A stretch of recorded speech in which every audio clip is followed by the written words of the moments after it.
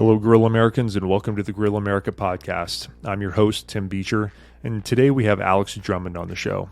Alex is an educator. He has a background in mathematics and finance, and we speak about everything from education to religion and the intersection of the two, how they're impacting our world, and how we can move forward in a more coherent and compassionate way. I really enjoyed this conversation, and I hope you enjoyed as much as I did. We're on air, and welcome, Alex, to the show. Today we have Alex Drummond. I'm really excited to have you on. So Alex and I are actually housemates. He's my neighbor and become a really good friend. We've had all sorts of really interesting conversations about religion and education. And, I think Alex is an extremely nuanced thinker. So I was excited to have you on the show. So welcome. Yeah, thanks for having me, Tim. I'm excited to be here. Yeah. So I was hoping that you could just start by giving us a little bit of background. I know you teach, you are an educator in the areas of entrepreneurship as well as some other things, I believe. So I'd like to get a little bit more background on that, and then maybe just some of your personal background, and we can dig in from there. Yeah, I guess I'll start with personal, and that'll kind of maybe lead to where I'm at.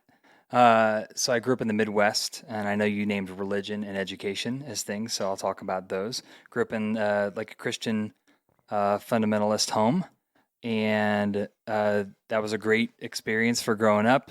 Went to college in Indiana, where I grew up. Moved out to Colorado in my mid-20s for like a career change to education. So I went to school at DU, and then I'm finishing my 7th year right now of teaching at a charter school in Denver Public Schools called the Denver School for Science and Technology. Okay. I taught math there for a while, and now I teach entrepreneurship and personal finance. Awesome. So I want to understand what you mean by fundamentalist when you say a fundamentalist household, because I think that could mean a lot of different things. Is there, I'm sure there's a definition for that, but what do you think of when you think of fundamentalist? Yeah, I think of fundamentalist can come up in a lot of different like philosophical contexts, and I think within education and religion specifically, I tend to think that fundamentalists, and this is my experience and what I've studied of it, fundamentalism believes that there are, right views of looking at life and the world. And from those axiomatic beliefs, then you can build a structure and a coherent worldview on top of it. And so I think fundamentalism oftentimes offers like a strict and rigid system of beliefs that can actually create a lot of human flourishing. However, when one gets outside of that construct, I think it becomes really challenging for fundamentalism to hold something in its outside of its box, if you will. And so, meaning like if you're interacting with the outside world or something like that, or a world that isn't like comprised of people that have that same belief system, or what do you mean exactly by the outside world? Yeah, I think there are degrees of that, right?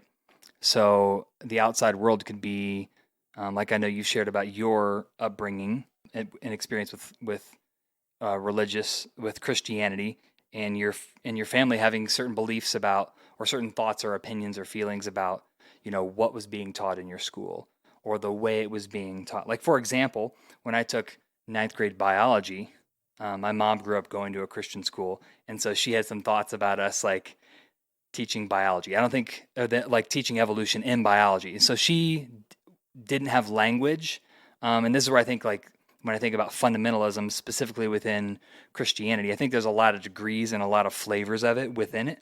And so I think mine was the specific flavor that I grew up in was a little bit more free than some of them. And so because of that, it wasn't as antagonistic to those systems in a very explicit, I need to deconstruct and fight this thing at every turn. It was more of like a posture of, we don't like this, but it's like not terrible for our kids, and I don't really know how to engage with it. So, so to go back to your question of what does it mean, like anything outside of the system, I think there are certainly degrees of things that are within or outside of the system. And I think if you like picture a three-dimensional scaffolding and like the soil, the closer you get to questioning those constructs that are at the foundation, that the more antagonistic fundamentalism can become to something just outside of its system.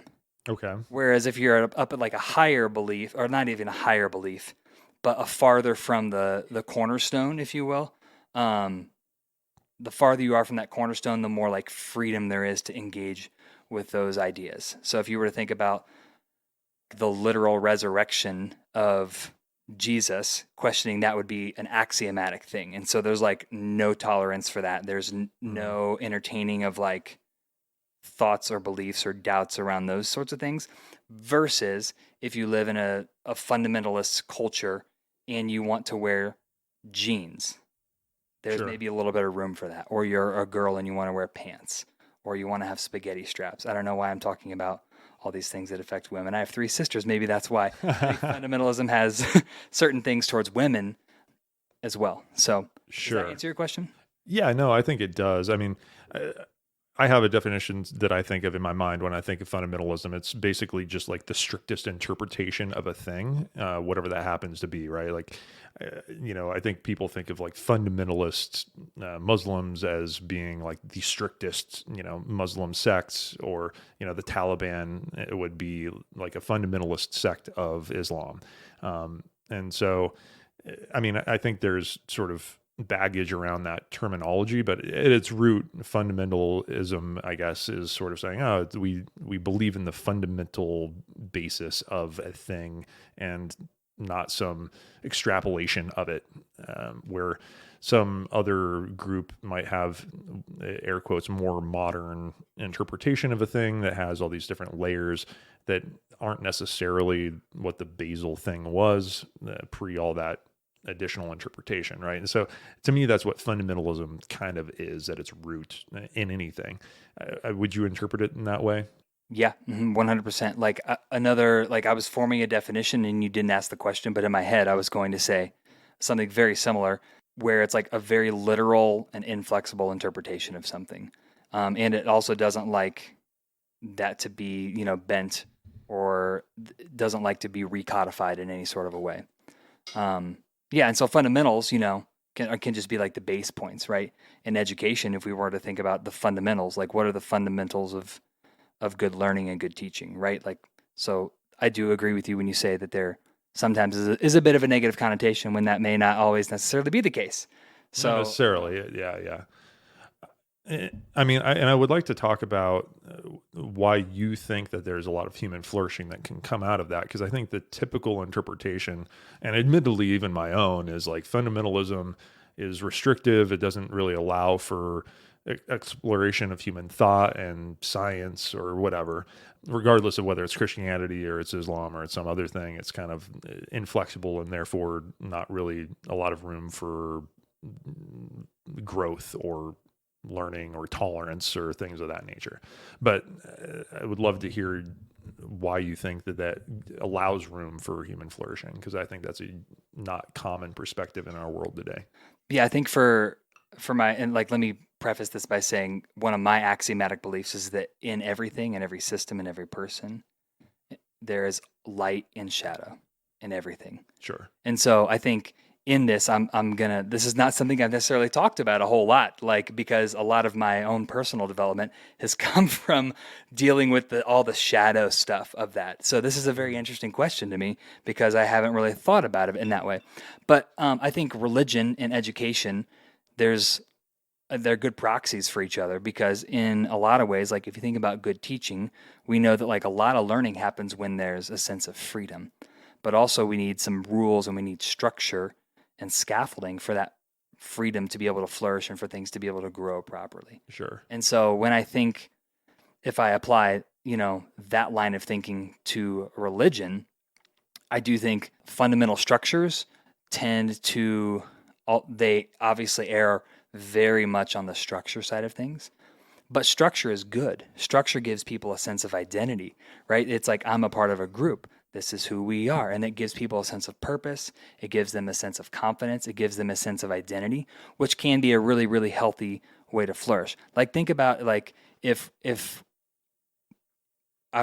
we were to, if someone was to raise a child and they never told the child no, the child had no boundaries, had no rules, right?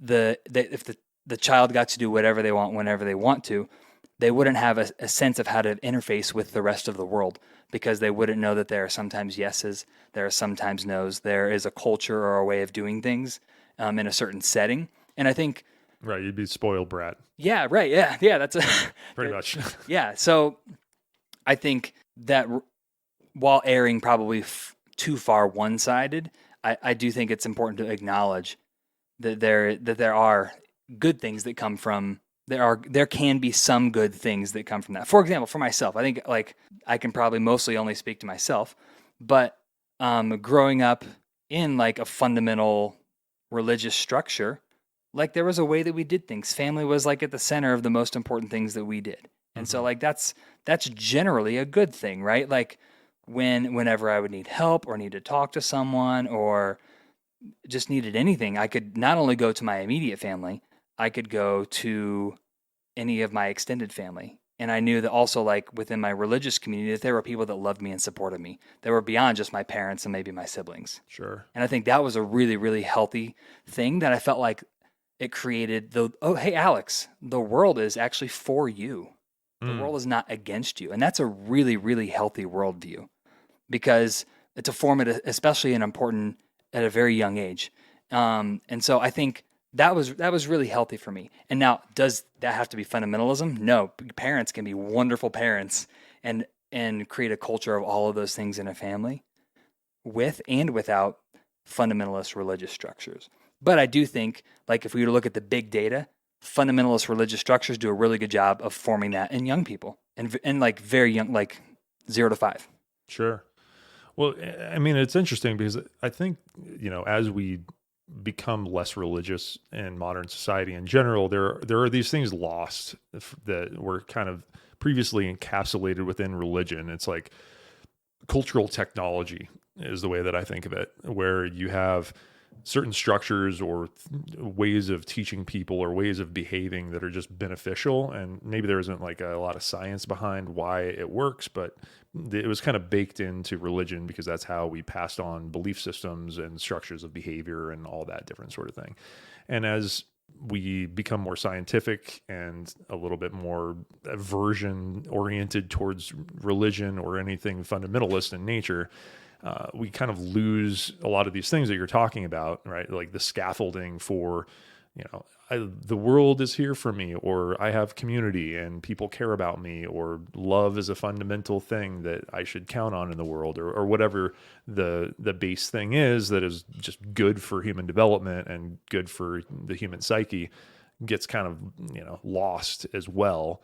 And so it's interesting to hear about that structural piece.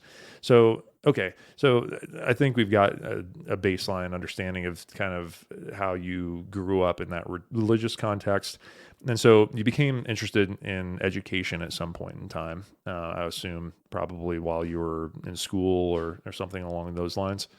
Yeah. Like, everybody has that story of, like, a teacher that, made a positive impact on them. And so, when you are 16 and 17 and you're thinking about, hey, who do I know that does what? And usually we need to know somebody who does something to be able to see ourselves as something, so we have some familiarity with it.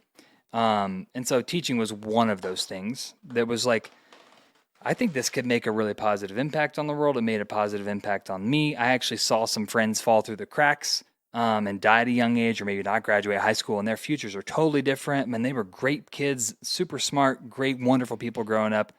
So that was, like, kind of a thing in my back pocket, when I was, in high school before then. And so I didn't train to become a teacher till I was 26 years old when I moved to Denver.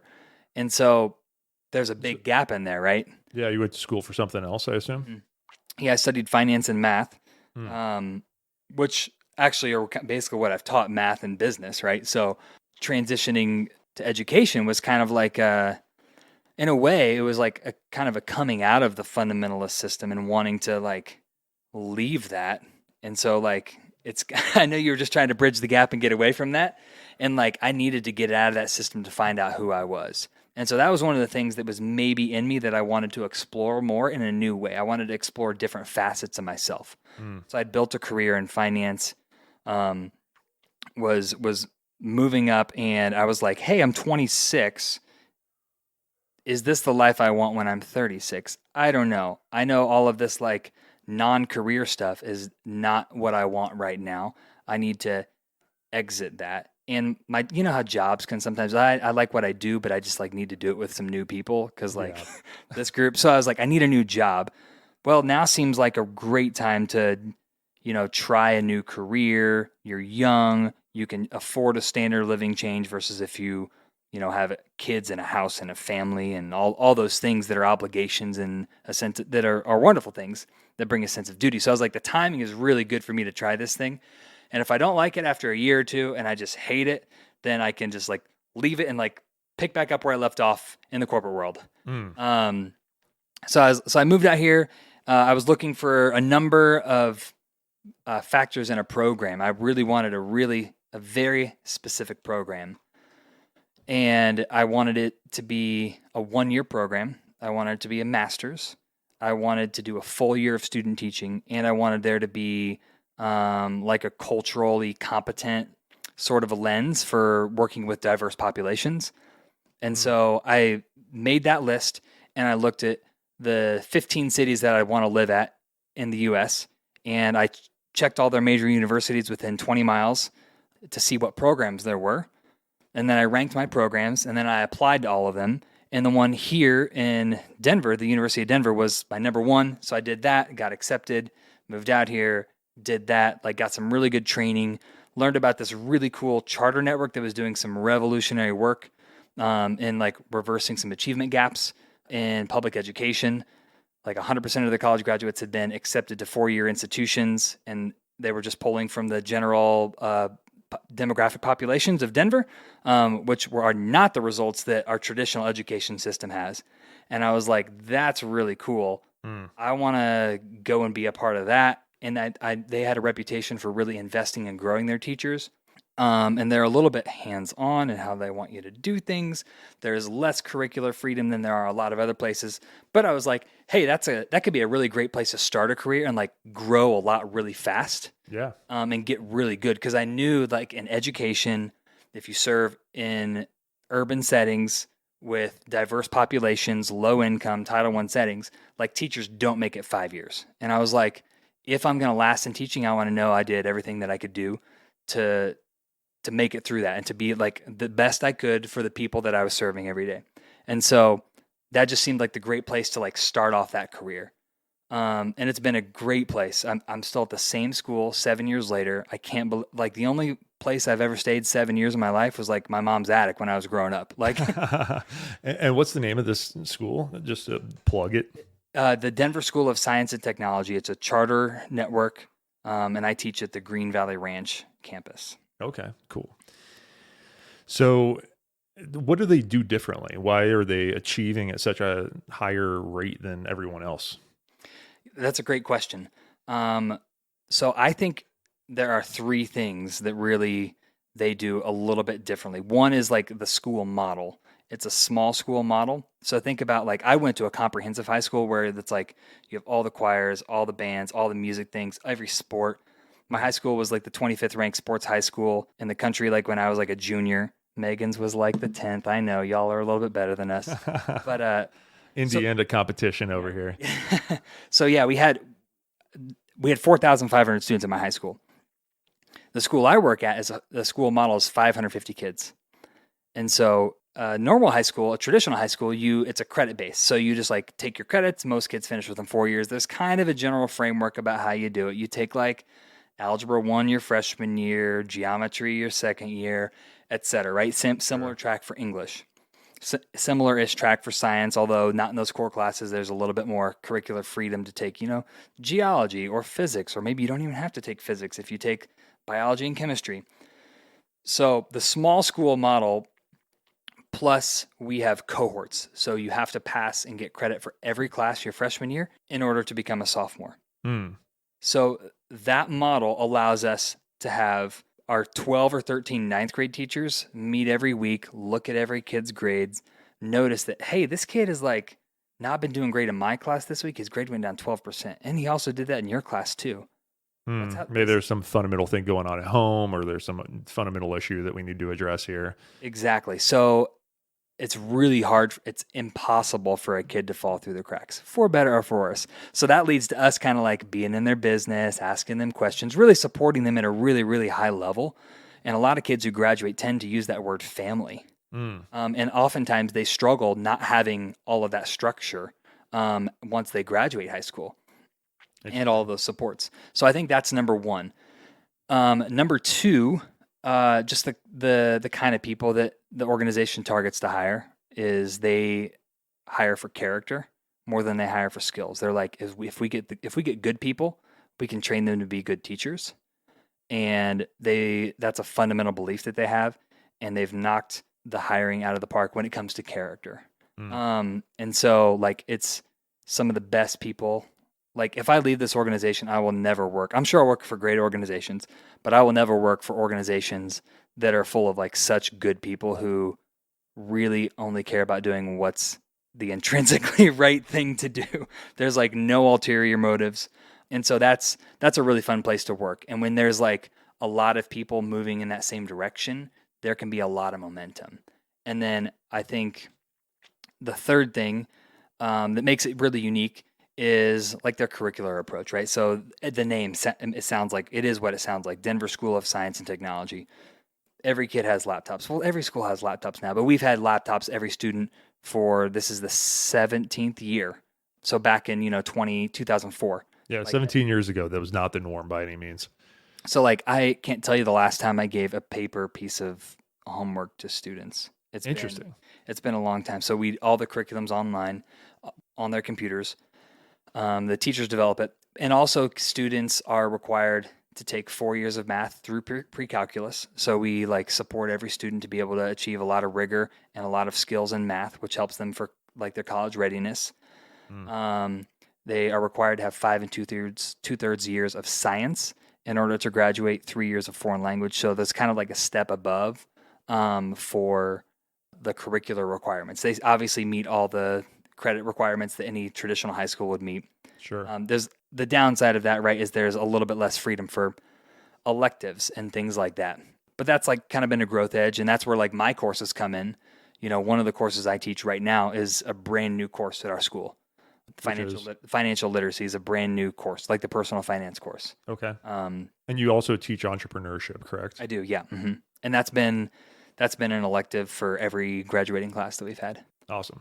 I mean, those are things, I don't know what the standard is in high schools now. I went to a very small high school in rural Colorado, and we had very few options when it came to extra stuff. And so entrepreneurship would not have been in the zeitgeist or in the option set or anything that's like a little bit more specialized in any character.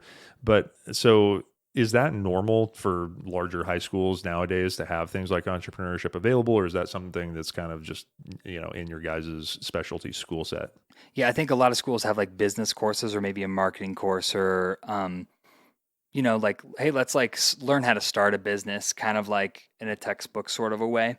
I think what we have is very unique. We are the only network of schools really in the country that has the thing that we offer. And so we've pulled from like the protocols and the programs of the best startup accelerators in the world and the best business schools. And so like that's the framework for what we do for high school seniors. That's awesome. It's really fun. And so like to go back to kind of the curricular approach, the why kind of behind how the course was developed is, a lot of the metrics that we say, hey, our schools are failing, or like all these standardized tests, right? And rightfully so. Standardized testing is important, and our school like does a really good job of preparing for students to do that. Like I was incentivized as a teacher. Half the way I was graded was based off of how my students did on tests. 25% of the total way I was graded was just off the SAT and their growth alone. The other 25 was like the end of the school year exam. So that's really good. And you can, especially like think about math. Like if you need to learn how to factor polynomials, things like of that nature, you just need a lot of practice, right? You need like a lot of strategies, a lot of reps. It's like training a muscle. It's like learning a new skill in sports. You just have to have reps, like getting your 10,000 hours. So that's when you think about that. If I'm a teacher and I'm teaching you how to factor a polynomial, I already know what the answer is, right? I just have to teach you all the steps to get there. You have to memorize the steps. You have to apply them maybe in a few different nuanced ways. And that's a really good way for creating like some baseline skills. The problem that we were seeing is that, and my school is the second campus that we've had, the problem that we were seeing is that students had all these skills and they got to college and there was no scaffolding. You're solving more novel problems. Students didn't have the skills to like actually problem solve everyday real world problems. Sure. And so we were thinking, how can we take this really strong foundation and build something on it that's actually going to help students in the long term? Because interestingly enough, even though students were getting into college, they were persisting and graduating at lower rates than their peers. Oh, fascinating. Yeah, so it was like kind of this inverse thing. So it's like, okay, the thing we're doing is like getting them to point A, but not through there to point B. And so our course... Was it kind of more of a memorization and rote learning approach versus a sort of base knowledge of the systems that construct that problem-solving tool that you're going with? I asked that question because I feel like my mathematics education was very much that way early on. And well, I mean, at least in high school, right? It was like, oh, learn these steps, but not necessarily, it's like take it something super basic like the Pythagorean theorem. There's a lot of elegance to that theorem. And yet I didn't really think about that until I was like, deep into much higher level mathematics. And I was like, oh, this is actually really kind of clever, just relationship of a rectangle versus a triangle, and thinking about the fundamentals of where the derivative of that theorem comes from. And so I felt like I almost had to relearn the fundamentals in more of a robust way when I was studying higher level math in order to be able to achieve higher level mathematics. And so just curious if that was your guys' experience where it was like, oh, we're teaching them how to execute problems. We're not necessarily teaching them how to think about math at like the base level. Just curious. Yeah, I would agree with that. And to a certain degree, I think that's very appropriate, right? I think we probably could do a better job of loosening the reins in some of that. But like, think about like if I'm not an engineer, but any of like your sophomore or junior level engineering courses, in order to like be able to solve any of the problems that you have there, you have to have really competent skills and conceptual understanding of like all those mathematical things. So I do think to a certain point, like, you need to have a strong bicep, right? Or a strong deltoid or trapezius to be able to like be a rock climber. Sure. So like math in a way is the language of science. So I think there's an appropriateness there. But to build off your idea, yes, that's what we were seeing. We needed more like ambiguity in our learning. And so entrepreneurship has become the vehicle for that. But before we say, hey, what's a problem you see in the world? Let's build a business solution to go solve it. We need to take kids from you're used to use your language, the more the rote memorization, and we need to build skills to get them to where they feel confident in themselves to do that. Because if we just said, hey, go do this, they like, well, they'll like drown, right? Right. I don't have a starting point or any tools to be able to approach this problem. Yeah. Which makes sense. I mean, there always does seem to be an interplay between, just like, hey, learn how to do this base skill that sort of creates the scaffolding for being able to think in higher level ways, and also teaching them how to think about the fundamentals. I mean, it's funny because there's math courses that are just around number theory. And you don't need number theory to be able to count or to use numbers in a base kind of way. However, if you really want to go to the next level in mathematics, you have to understand number theory. And it's like going back and dissecting the fundamentals to the nth degree So there is some interesting interplay there with any type of learning, I think. I'd agree with that. And I think one of the things that I think is most cool about our program is like there's 3 segments. And the third one is when we really get to that entrepreneurial, hey, what's a problem that we see? How do we build some solution to solve it?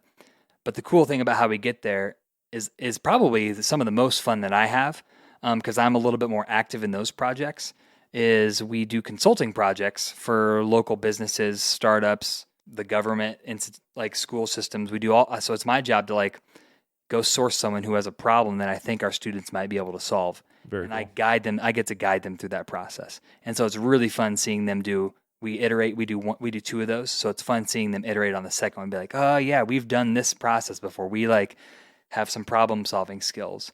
And then we kind of at the end of the year get to kind of unleash them to the things that they're really, really passionate about. And so we're actually starting that tomorrow in class. So I'm really excited about that. We just wrapped up our last project last week. So That's exciting. yeah, it's a lot of fun. Yeah, that's cool. So it sounds like you're sort of taking them through that process. You're building that base scaffolding for like, this is how you think about a problem in business. This is how you solve a problem in business. Do it a couple of times, get some reps, and then now set you free to solve a higher level problem that you have to be more creative and use those tools in novel ways. Which I wonder if that is where we're kind of lacking just in general in education, where we give people the kind of infrastructure of the base stuff. It's like, oh, here's how you do X, Y, or Z. Here's the procedure. And we just leave it at that, because it seems like a lot of people have a hard time kind of extrapolating into the next level of thought outside of what they were taught. It's like, oh, here's the box. Kind of like you were talking about with fundamentalism. It's like, oh, here's the box. And if you're trying to go outside of that, that's where you kind of run into problems. Inside the box, you're maybe highly skilled. But would you agree with that, just with education on the whole? Because it seems like in the United States, we're kind of lacking something in education. And I'm curious what you might think that is, even if it's not what I just proposed there. Yeah, I think education in this country is it's more complex, the system and all the variables. It's much more complex than any culture in human history. The amount of inequality we have in our society, the systemic structures that have led to some of that, the fact that we like guarantee public education from age 5 through age 18 is really unique. And so I think there's no silver bullet to any of those things, right? And on one side, like we have groups of schools who probably the next step in their evolution and their growth is to actually have more of that rote memorization that my school is really, really good at, right? That's not the best term, rote memorization, but it like kind of sums it up. Sure. So there are plenty of schools where that would be a great next step for them, right? And for our school and for many schools, that would be a step backwards to continue building in that sort of a way. And so I do think that having more problem-based learning where there are multiple right answers and there's multiple paths to each of those right answers, I think that is what we need more of in our educational system. And so when I saw an opportunity to be able to do that in my school, I said, yes, I want to do that. I think that's really, really valuable for students. And because I think there's 3 or 4 things that we need that students are not getting. Number one, I think we need to be giving students and young people opportunities to learn how to learn. Right? Like you're starting a podcast, you're learning how to do mixing, you're learning how to do editing, you're learning how to do marketing, you're learning how to promote. You probably have some background knowledge in many of those, but it's not like you had a teacher sitting up in front of you and saying, now the mixer, move the gain up or anything like that, right? No, you just have to probe into it and try things and fail and do something different. You need to be able to fail, right? And so you have done a lot of that in your life in many different ways. So you're able to more freely and easily apply that. You don't, when you experience failure, that's not like an existential thing for you. You're just like, oh, I just need to like try something else and figure it out. Like let me adapt and adjust and try something new. Yeah. So I think that's one opportunity, is for students to learn how to learn. I think another is solving problems, which we alluded to. I think a third thing is learning to work in teams. Too much of our schooling is individual based. And when you leave school, you are always working on teams of people, right? And then I think the last thing is communication skills and emotional intelligence. Mm, I think they're huge, and I think we do 3 of those really well, and I think we dabble in the learning how to learn. And I think it's really powerful. I am in touch with students who I've taught 2, 3, 4, 5 years ago, and they've had these kinds of experiences, and they still refer back to them as being formative. And like, oh, I like remember that project. I now see what you were doing. I really appreciate that. I didn't even get the learning until I was a junior in college. Like that's that's pretty cool deep. stuff. Yeah. So I think we need more of that, right? And I'm not sure what the perfect answer is, because you also need to be able to factor, right? As long as like the SAT is a gatekeeper, you know, for college access, kids are gonna, especially folks from marginalized populations, especially folks who, like, I had 2 parents who, like, they read to me every night when I was growing up, right? If a kid doesn't have it, they still deserve the opportunity to go to college. Right. And so I think there are many, prongs, but those are like the 4 things that I'm really, really passionate about. And it's so much fun. The classroom looks very different.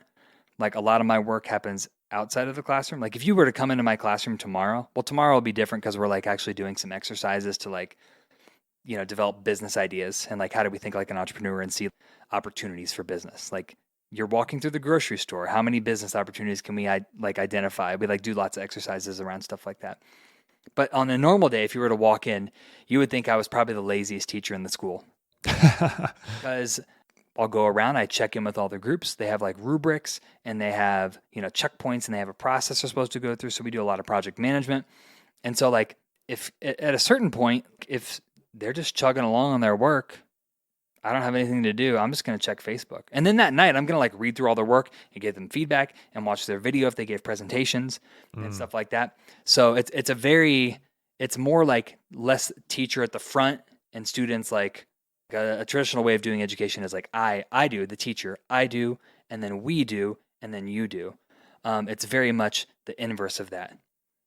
You are going to do things first, and then we all talk about them, and then I highlight what was the best practice among those.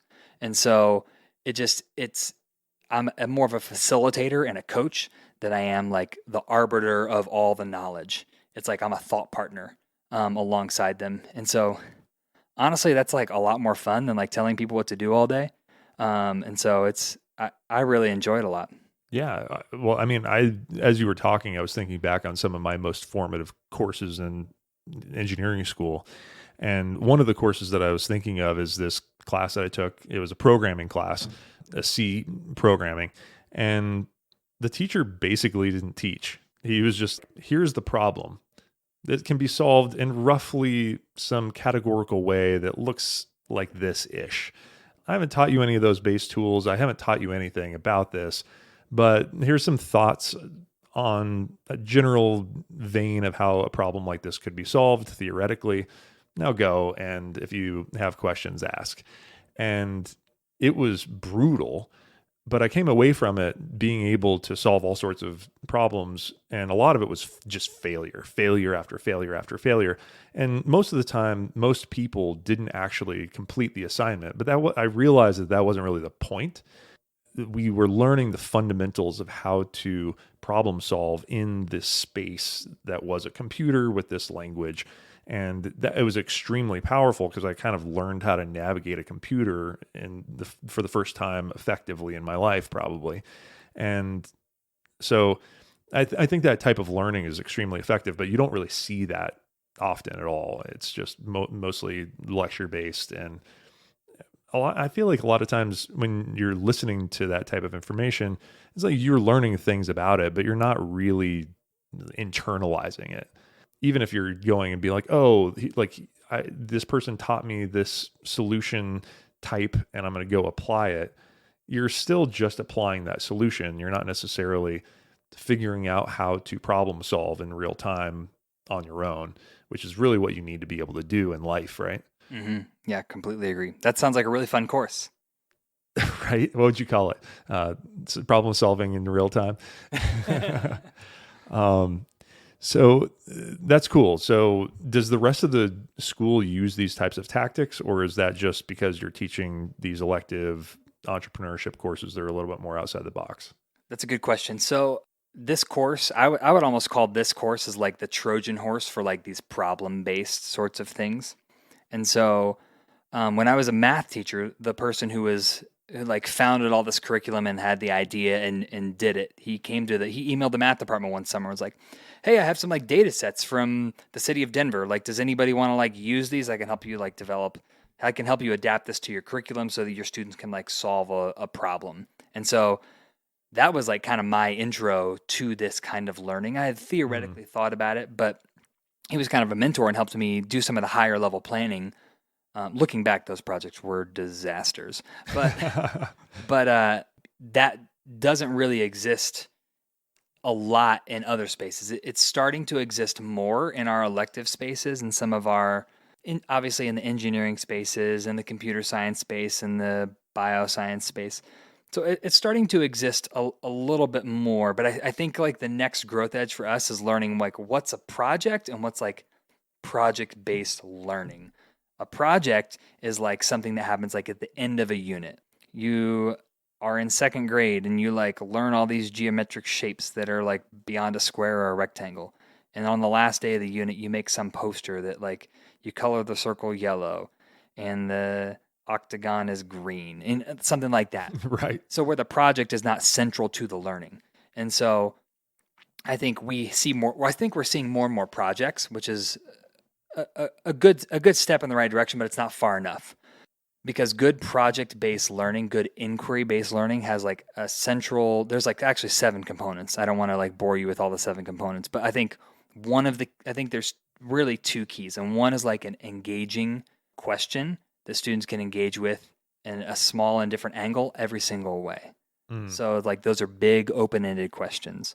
And then number 2 is like some sort of public product. So when we work for a business, that's a public product. When I was a math teacher and like I sold it as we're doing a consulting project for the city of Denver on like these 4 problems. You get to choose your data set, and we're going to bring in city councilors and city planners and police officers and community stakeholders to hear your problems or to hear your understanding of the problem and to hear your solution. And they're going to give you feedback and you're going to have a back and forth. Mm. And so I think that public product is a real way because it makes it really tangible and it like ups the ante on that experience. And so to go back to your original question, unfortunately, no one has done a project in the math classroom like that since I left the math classroom 4 years ago. But that led me to an opportunity. I actually got to do a training for 17 math teachers last Monday, like a 2-hour training on doing some of this. Lots of interested people. Got to do a little bit of training. Might even get to do like a series of sessions next year. So I'm hopeful Mm. that we can kind of move in that direction. But also, when we are still grading teachers based off of those test metrics, there's like a conflict of interest in them choosing, right? So, like, of my data points, I had the highest level data on like my SAT growth, but because I spent 5 weeks consulting for the city, we weren't able to like kind of nail and teach to that end of year test, maybe in the same way that I would have otherwise had I had 5 extra weeks. And Sure. so my data was like the mid level for that metric, and that actually impacted my pay in a negative way. But I felt like it was the right thing to do. I'm glad I made that choice. I would make that choice again. And so we need some structural changes at that level so that there are incentives aligned to that for teachers to make those choices. So right now, it's really only happening in those elective spaces, if at all. Well, that's interesting because I felt like as an individual in engineering school, I was older when I went back, and I started back when I was 24. And I saw that I was having to make the choice between really understanding a concept and studying for the test. And I oftentimes would personally just elect to study the concept because I was like, well, if I understand the concepts at a fundamental level, I'm going to succeed regardless of what I'm doing, even if I don't perform as well on this test. But if I was younger and less experienced at the time that I was doing that, I don't think I would have made that choice. I would have just been like, well, I need to study for the test. And I probably would have had far less fundamental understanding of the core concepts and walked away worse for wear. And so it seems like we're dealing with that tension between those two things constantly. And one of the things that it always came to mind is it seems like we're not testing effectively if fundamental understanding isn't the thing that we're teaching or testing. Because it seems like, hey, If you really wanted to test somebody's understanding of core concepts, then you're really testing their understanding. If you're testing their ability to follow a procedure, that doesn't seem really that useful to them, or useful to their, to project their ability to do well even in college.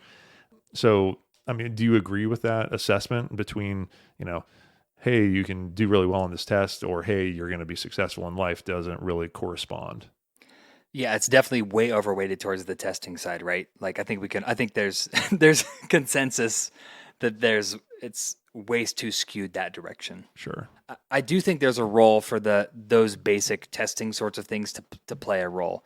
And I'd be curious this is like a rhetorical question for me. I'd be curious to like look in the literature to see if there's recommendations on that sort of a spectrum of things. Like what observational studies, like what are the most effective colleges doing around those things?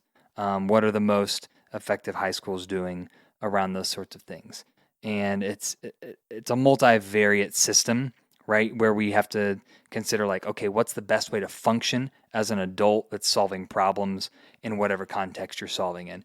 And then also like, if you need a piece of paper to get that interview, like how do we like prepare you to even get in the door at that school, right? So there's a lot of things, and so there's the tension of that. Like the SAT, for example, is becoming more and more schools are becoming test optional. Some were like temporarily extending that during the pandemic, and now they're going back to the SAT. The University of Denver, for example, is now fully SAT optional.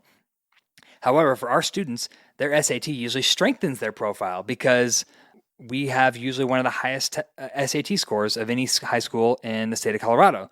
So there's like the juxtaposition there that like actually that's like helping our students, right? And so that's like that actually creates more opportunities to test that way, to teach that way, because then students have more access. But then there may be actually slightly less prepared once they have that access. So it's kind of like a chicken or an egg thing, right? So I don't think there's any easy solutions, and I do think that tension is something that will always be living with in the education system.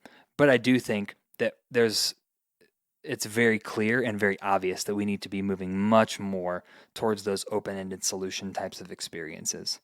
And that's hard for a system that, has been around for over 100 years. And there's a lot of institutional memory just embedded in us all. Like every time that schools try something new, right? And then, little Alex is coming home from school and, dad is trying to help him with his multiplication. And then like the actual procedures may be a little bit different. It's probably more intuitive and more conceptually teaching, but dad doesn't know how to do it. And dad's going to teach Alex the way that, dad learned when he was in high school or in middle school or in elementary. And so like we as a culture have a lot of that like baked into us way more than we probably even think about or realize. And I saw a lot of that be kind of vilified with like the Common Core coming into prominence, 8-10 years ago. The Common Core it's a set of standards. It's not a curriculum, but a way out that a lot of those things are taught are actually really, really intuitive ways. And it's actually like how we teach numeracy is very similar to like how a lot of the Eastern Asian cultures teach like mathematical literacy. And so there's actually strategies that allow you to do things more like computations in your head more quickly.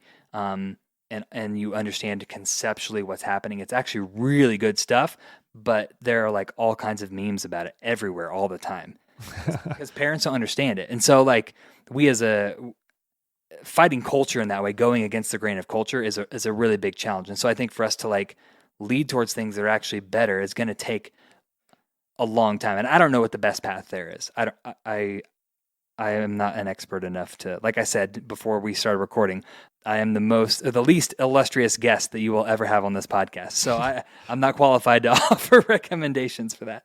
I wouldn't necessarily agree with you. However, what I would say is what you're saying is really fascinating because it also seems like what you require is really high-level teachers in order to be able to execute high-level teaching strategy. It's really easy to basically take someone that doesn't really understand math and be like, here's a procedure, and this is how you teach algebra. It's just a procedure.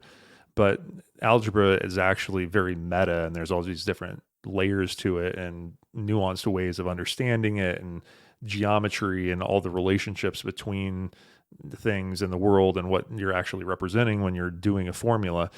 But I think most teachers probably don't even really have the fundamental understanding of that to be like, oh, I'm going to apply this nuanced teaching technique to be able to bring out this nuance.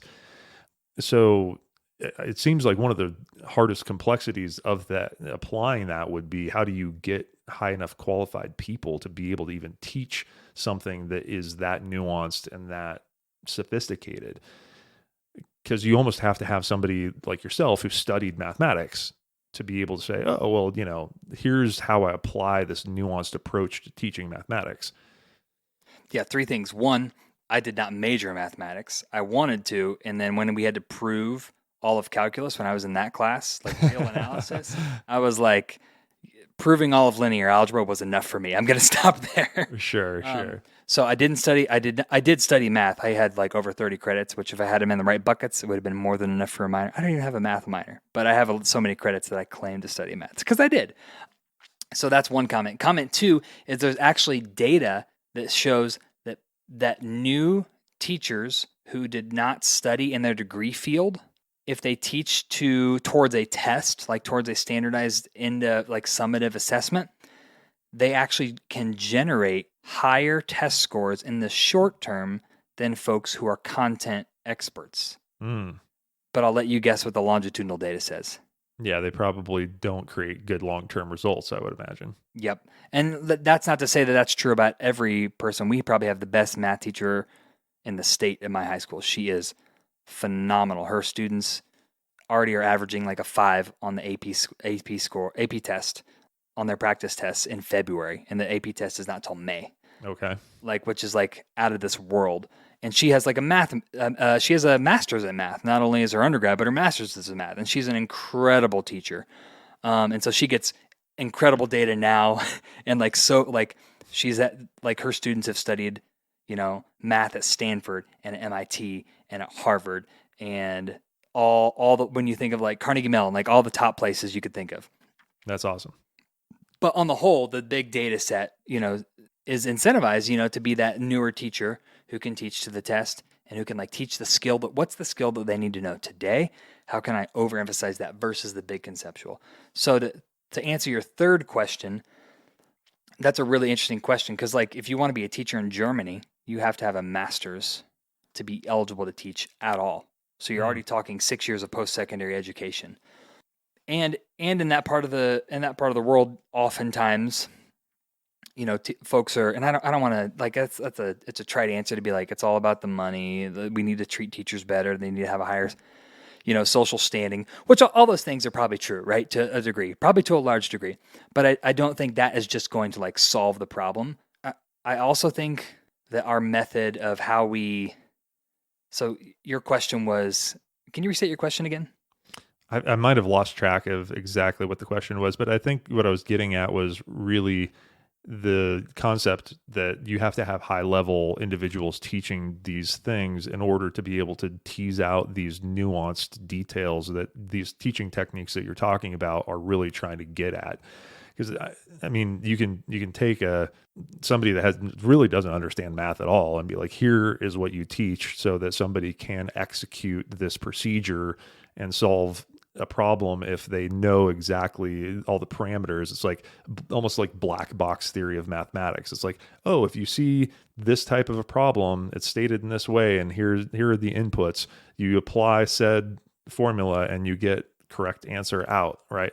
But there's no real fundamental understanding of why the formula is working. Where if you're trying to teach something on a more nuanced level and you're saying, okay, well, here's actually the inner workings of this formula, the black box, and here's all the nuanced details of different behaviors and where it comes from and all this stuff. You probably understand that thing way better. You probably aren't necessarily as quick at solving that one specific problem type, given just a testing environment of needing to recognize, apply, and move on in just a super rapid way. But the real world isn't like that. So anyway, but my point is that in order to teach in that way that you're describing, you can't just take somebody that doesn't understand the concepts and be like, oh, here's the curriculum. It's all about teasing out the details. And they're like, what details? Probably, unless they went through some rigorous training program to be able to just fundamentally understand the thing that they are trying to teach. Yeah, I would agree with that. Like, I'm also kind of a nerd for understanding like the more meta, the more conceptual, what are like all the deeper connections. And so like when I taught math, like the course I probably taught the most students in over the years was Algebra 2. And I would be like, there's 3 things we're going to study this year: positive and negative and zero. That's 1. Greater than, less than, equal to, and any of the permutations of increasing and decreasing, whether you talk about increasing at an increasing rate, decreasing at a decreasing rate. And we're just going to apply those concepts to all sorts of scenarios. And like those are our 3 lenses for how we're going to think.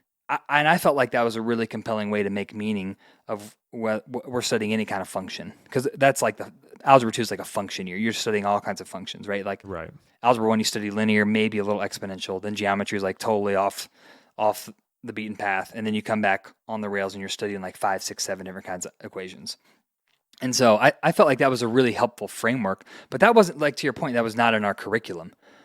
And so it's those types of conceptual thinking that help you, make decisions in the world. Like my wife and I were like going to be shopping for a house soon, right? And so we want to know if the thing that we're going to do and how we're going to spend our money, is it going to make our net worth greater, less than, or equal to it is 5 or 10 years from now? At what rate is it going to be increasing or decreasing based on a number of variables? But those are the frameworks that we're thinking through. And so, I mean, I don't say that to like diminish all the nuances and the people who study those things and are very experts and like that's what they do for a living. But those are the kinds of ways that we need to think. And so to answer your question about like how do we get people into the profession, or how do we get that into the classroom? That's a big question. And I don't necessarily know what the most right answer is. I do think having folks who have studied something really deeply, I do think that makes a big difference. People who have done it, maybe people who have used it in the professional world. I think we're at an interesting time in education where less and less is education being something that someone goes into and they do it for 30 or 40 or 50 years. Mm-hmm. I think education is going to turn into more of a sunrise or a sunset career, where people do it to start off their career, and education can be, as a career, can be a great launching pad towards other avenues in society and culture. And I think it has an opportunity to be right now, a sunset career for folks who have like been engineers for 20 or 30 years. They want to retire and spend time with their grandkids, but they still want to do something and they have a lot of energy left. And so they can maybe teach for a decade. Right. Apply a lot of that knowledge that they gained over the course of their career and give back to a community of people. Yeah. Makes sense. It also seems just like, I don't know. I think my educational experience is colored by some very, what I would consider to be almost negative experiences with teachers, right? While having the juxtaposition of some extremely positive ones. And then a lot of just neutral, whatever. And I don't know if other people's educational experiences on average are like this, but I would guess that there's some spectrum, more or less, looking like that, where you've got some really excellent teachers, some really garbage teachers, and most people are kind of in the in-between space. Maybe you're gaining something, but not a whole lot. And the vast majority of my takeaways and the things that I use in life in general are the things that I gained from those high-end teachers. And I feel like I was pretty much just wasting my time everywhere else. And so to me, those teachers that I differentiate were the people that really had extremely deep understanding. I got lucky enough to study biology with a guy who was a NASA biologist. And so he was a very high level dude, and he just happened to also live in rural Colorado and want to be a teacher. And so I learned biology at a high level as a kid. But I also had teachers that were really pretty much uneducated. They were teaching social sciences like social studies is what we called it in high school in my day. And the things that I look back on, I'm just like, wow, that it's like embarrassing the level of education that was being provided there.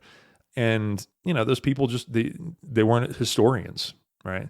But if I had a historian in the room, somebody that was passionate about that subject matter, guaranteed I would have learned at a much higher level. I would have learned a lot of nuance. There's no way for somebody that doesn't understand those things to deliver the information because they don't even know where to look. They don't know what to tease out. So if I were, in my completely, outside of that world perspective, looking at it, it just seems like there's no way to have really high level educational experiences without high level teachers. I mean, you can improve outcomes without that to a certain degree. But if you're really trying to compete on the global stage and say, how do we maximize and create a population of people that are going to create generational wealth at rates that beat our competition in the globe, how do you do that? Well, you certainly don't do that by just giving everyone like a below average overall experience and hope that people kind of get lucky with the few really high level people that find their way into education because they're like you and just, find their way there because they're passionate about it. So it seems like we need to figure out some systematic way of pipelining high level thinkers into teaching because, it seems to me like that is one of the most fundamentally important factors in whether or not a civilization is going to be successful in the long term or not. And if we're not working on that problem as a people, then we're definitely screwing up. And even like engineering, right? People generally think of it as like a high level thing, but I could probably teach 95% of the people how to be an average engineer.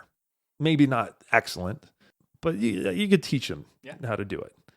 And yet it's really hard to be a really good teacher, right? Most of the engineers that I work with, even though they're quite good engineers on average, probably couldn't teach at a really high level because it almost takes not just the ability to do the thing, but the ability to understand it on such a deep level and also to understand human psychology on a deep enough level to be able to deliver that information in an understandable way and like walk somebody through the process. And so it's like, not only do you need somebody that's good at the thing, but you need somebody that's like next level at that thing if you really want to have a good teacher. That's what it seems like to me.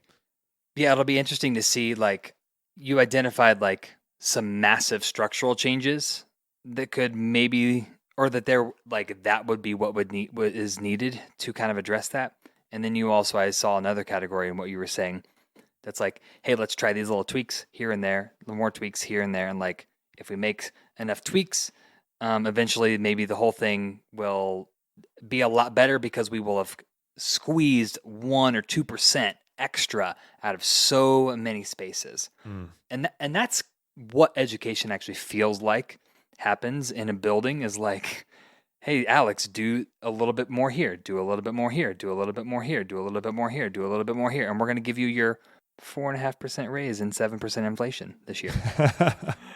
and so I love what you said about your lens about like, hey, if a civilization wants to endure, which is a very appropriate conversation right now with Russia invading Ukraine and China leaning towards the side of Russia and the global geopolitical landscape kind of shifting, it almost would have to be like a wartime sort of shift where, like obviously like nuclear war and the threat of that is what dominated, the like post World War II era till the fall of the Soviet Union in the early 90s.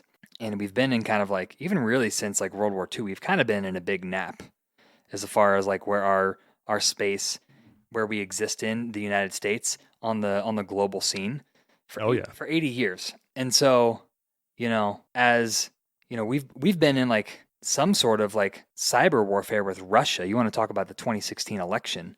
We've been in some sort of like, and how, so we need to like be able to train people to to do combat digitally. We need to be able to train people to innovate in all sorts. Like I saw an article, like famous last words. I saw an article somewhere that's like they had like some sort of standard for how they measure innovative output of countries, and like the U.S. has been like leading historically in that for decades on decades on decades, and India has grown, and China has grown actually quite a bit. But the projections for like the next like 10 to 25 years are that China will surpass the United States in its innovation. Mm. And so I almost think would maybe have to be some sort of a shift geopolitically to where we almost view education as like our greatest, it's like the new age atom bomb, where we'd have to like reinvest all of our resources into that system, into our young people, into training them to be the most competent thinkers that humanity has ever seen. That to me, to get rid of like you've got the outlier 10% at each end, and you've got the 80% to make more of those teachers go into the high 10% of quality. I would have to foresee. I would almost have to foresee something like that happening. Otherwise, we're just going to keep trying to squeeze the 1% out here, the 1% out there.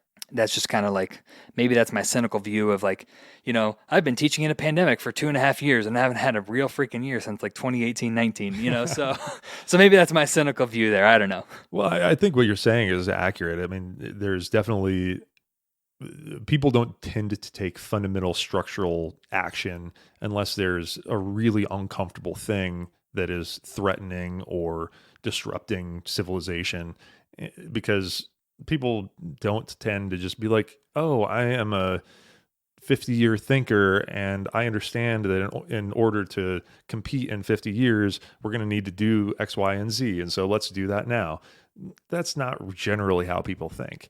They're like, oh, well, what's this election cycle, or, whatever the near term Right. thing. And even in, like you're talking about in the classroom, it's like, oh, well, me as a teacher, I have to teach the test. And that's like the short-term result. Is it actually resulting in a better civilization? I mean, an argument might be made one way or the other, but it's not necessarily tied. Do you want another drink, by the way? If you're having one. Yeah, I'll have one. Mind grabbing us on Megan? Thank you. Yeah, same thing works. Thanks. I mean, but to your point, I think that we're actually in that situation right now. I think we're actually in crisis mode, and most people just don't realize it. The Russia-China system that is being built is global. There's so much global influence from those two nations that is extremely dangerous to Western civilization. And people are kind of just like, oh, we're just going to, sleep on this. As you were saying, we've been in a nap. And I'm reading a book right now written by the chiefest, what was he? The national security advisor for Donald Trump during his era. Historian, military historian guy, extremely intelligent. McMaster is his last name. And he is talking about this very thing, that we had this idea that democratic liberal societies were just fundamentally better. And after the Cold War, essentially they were just going to rise to more and more prominence over time. The, major power competition is over. We don't really have to compete because it's just fundamentally better to be a democratic liberal society in all ways. And I think the people that are paying attention and understand these things are starting to say, actually, we're seeing all the signs of having slept on these subjects for so long, both from an international relations and military and all that sort of thing. But also just how are we competing economically? And I think one of the ways that you compete economically effectively over time is to have a very highly educated population and have people that are able to perform at a higher level than other people. Ultimately, you're in competition. And so to me, it's just like if you sit on your laurels for long enough, you're going to fall behind. And if you fall behind, then you lose your influence and stature in the world, and then what happens? Well, somebody else has that influence and stature, and you have to kind of be beholden to them in a certain level. And we're starting to see that shift in power, as you said. Yeah, like, and maybe we're digressing too much from our lanes of education and religion here, but yeah, I mean that's Putin's calculus, is right. Like, we're too divided as a country. We are the American dominance on the geopolitical landscape it's the sun is set, and so now is his time to rise to power, and we just don't, we would just rather not pay $5 or $6 a gallon for gas for 6 months so that there would not be a global catastrophe. Like, Right. that could be in, like you were saying, the thinking cycles of like, oh, well, just this election cycle. That's literally kind of what's at play. And those are the factors that are motivating some of the shifts that were some of the strategic moves that our government's making on that landscape. So we're living in a very unique moment.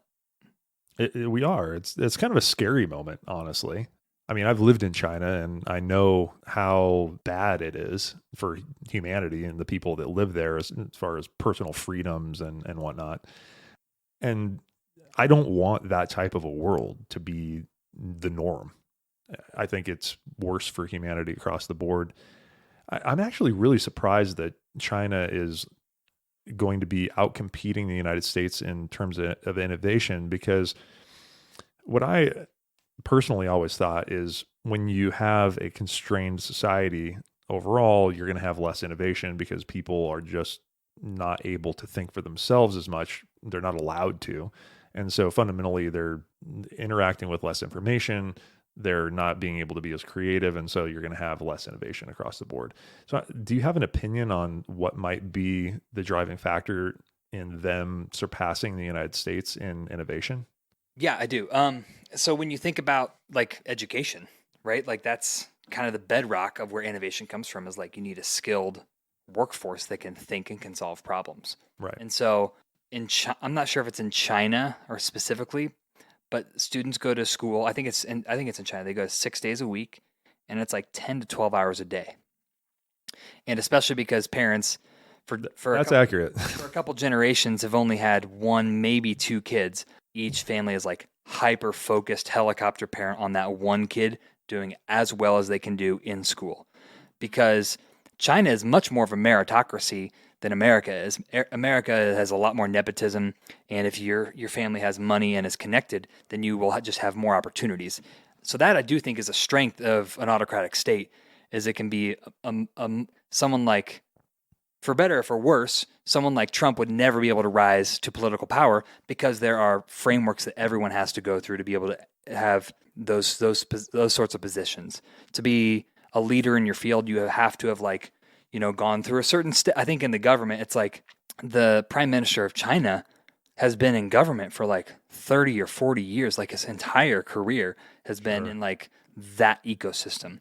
Which, when you think about it, like if you've been in engineering for 30 years, you're going to be a hella good engineer, right? If I end up staying in education for 30 years, I'm going to be probably 10 times better than I am now. And I think I'm like pretty decent right now. So I think when you think with the caveat that that's not always the case, but sure, of course, right. Like, blanket statements, not always true, obviously. So I think to build on just the amount of education that they've had, and then when you think about, like, what do our students do in their free time? Well, they get on TikTok, right? They can be on TikTok, which is actually is founded in China. They can get on TikTok and do whatever they want, and like it's all the viral algorithms, right? In China, if you're under the age of 17 and you get on TikTok, you're limited to 45 minutes a day, and it's all educational content. So you can control for those factors to where you can, like, almost create innovation out of like the way that people are supposed to think and work and the way the system is structured to produce in that sort of a way. Makes sense. I think even in the short term, I've noticed in myself when I'm just bathing my brain in good, useful information, I'm more creative. I'm more capable of problem solving. And if I, fall into the trap of social media and I'm just scrolling through videos too much instead of reading some other more stimulating content, in real time, I become more or less creative or more or less just generally intelligent or insightful. And so when you aggregate those experiences across a lifetime, especially in the most formative years, I mean, I didn't grow up in a world where TikTok or Instagram or any of these algorithmically driven sort of experience spaces existed. But I can imagine in the formative years, it really probably even changes your fundamental brain structure and chemistry. And I'm sure if you're just sitting there immersed in this thing that isn't really developing you, but just stimulating dopamine hits over and over and over again, you're kind of causing like a pseudo drug addict population that are just utilizing algorithmically driven dopamine hits instead of some other drug to give them that stimulus. And you pit those folks against a population that is awash in useful ideas constantly.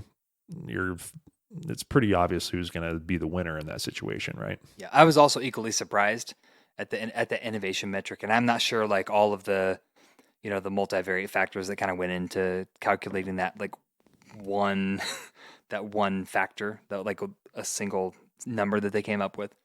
But it was just, it really stood out to me and stuck with me. I can try to refine that and send it to you, and you can maybe put it in the show notes or something. That'd be awesome. Yeah. It's interested. Yeah. I mean, some of the things that I noticed in China, and I feel like I learned this in a fundamental way. I didn't realize this before living there. Is just how hard everyone works there all the time. You know, it's the baseline. You have children that are going to school and then they're going to after school. And when they go home from after school, they're still working. There's working all the time.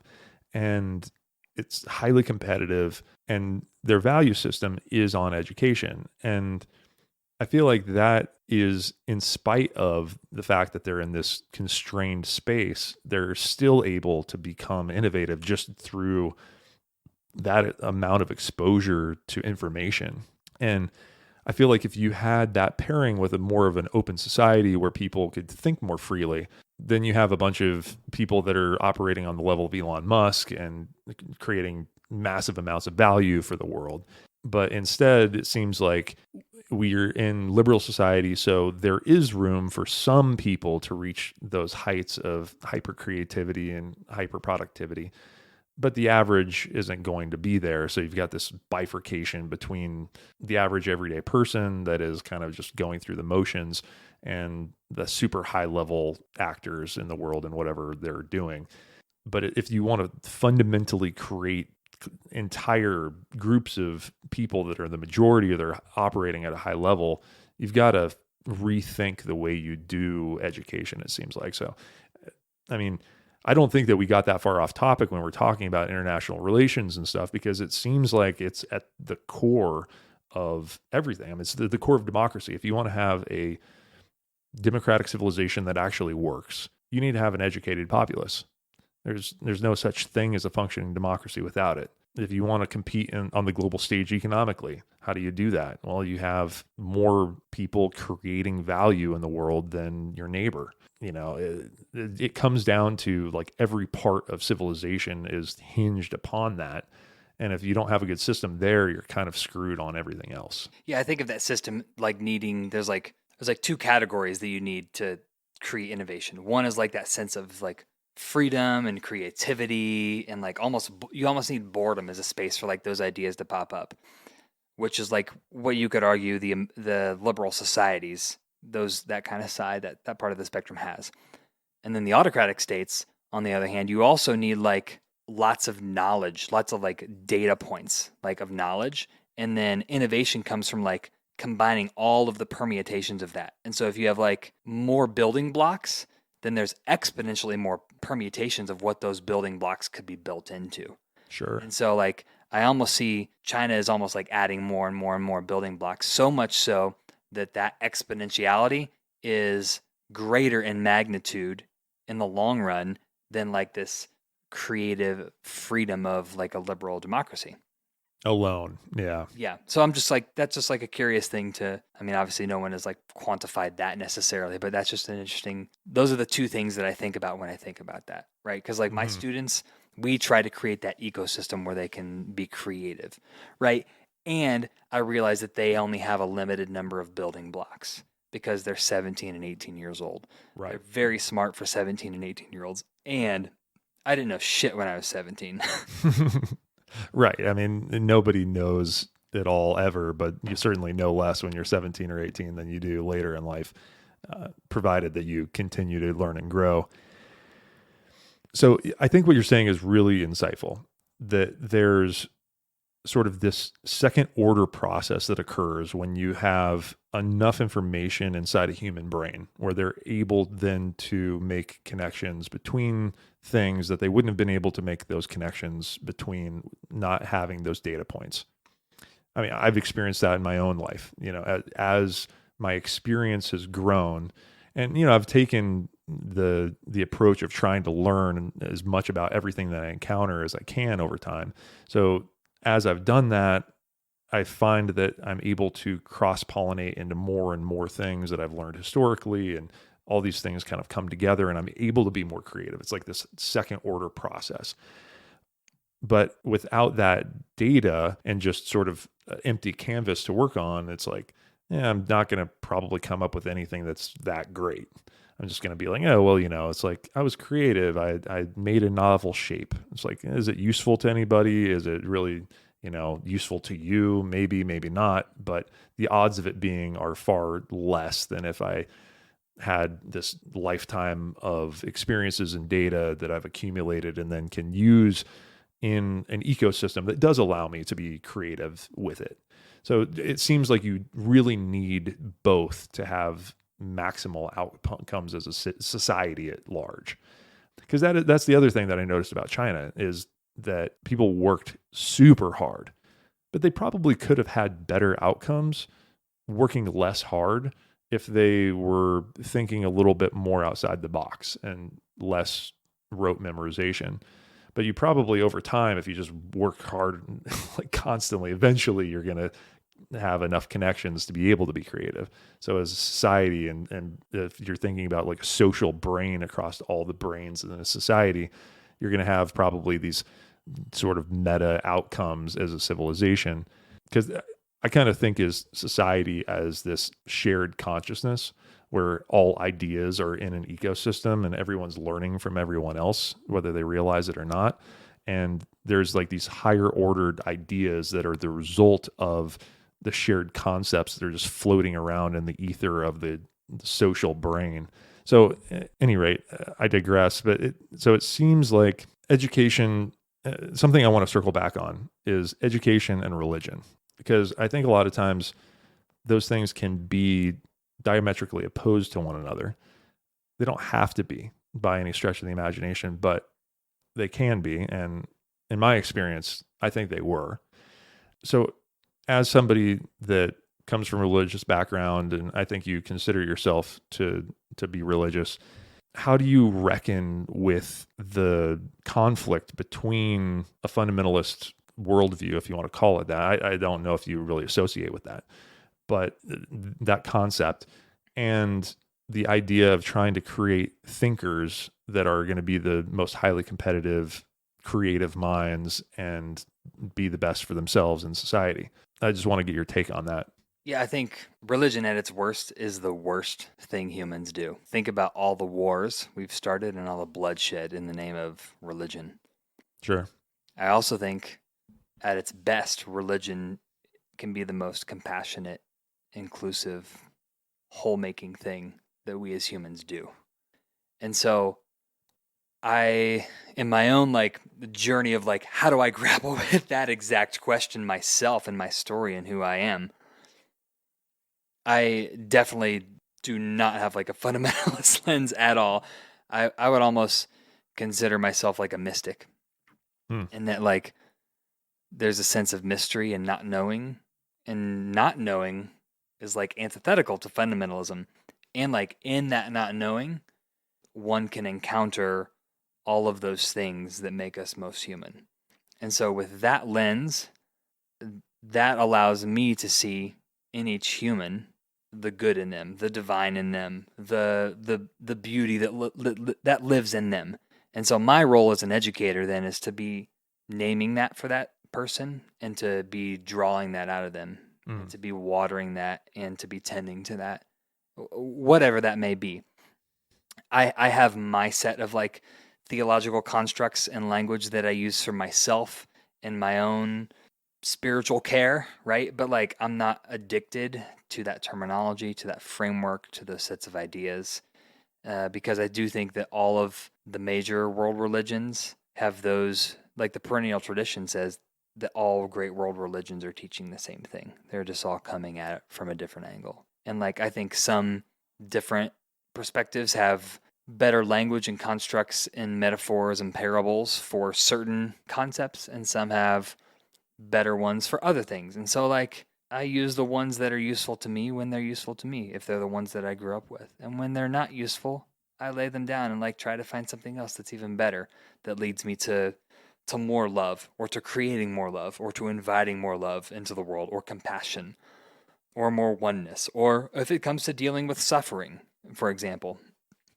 And so education is, while it is like those ideas and the knowledge and that pursuit, like especially with young people, they're learning how to like they're like learning how to engage all those parts of themselves, and they just come up without them even knowing it.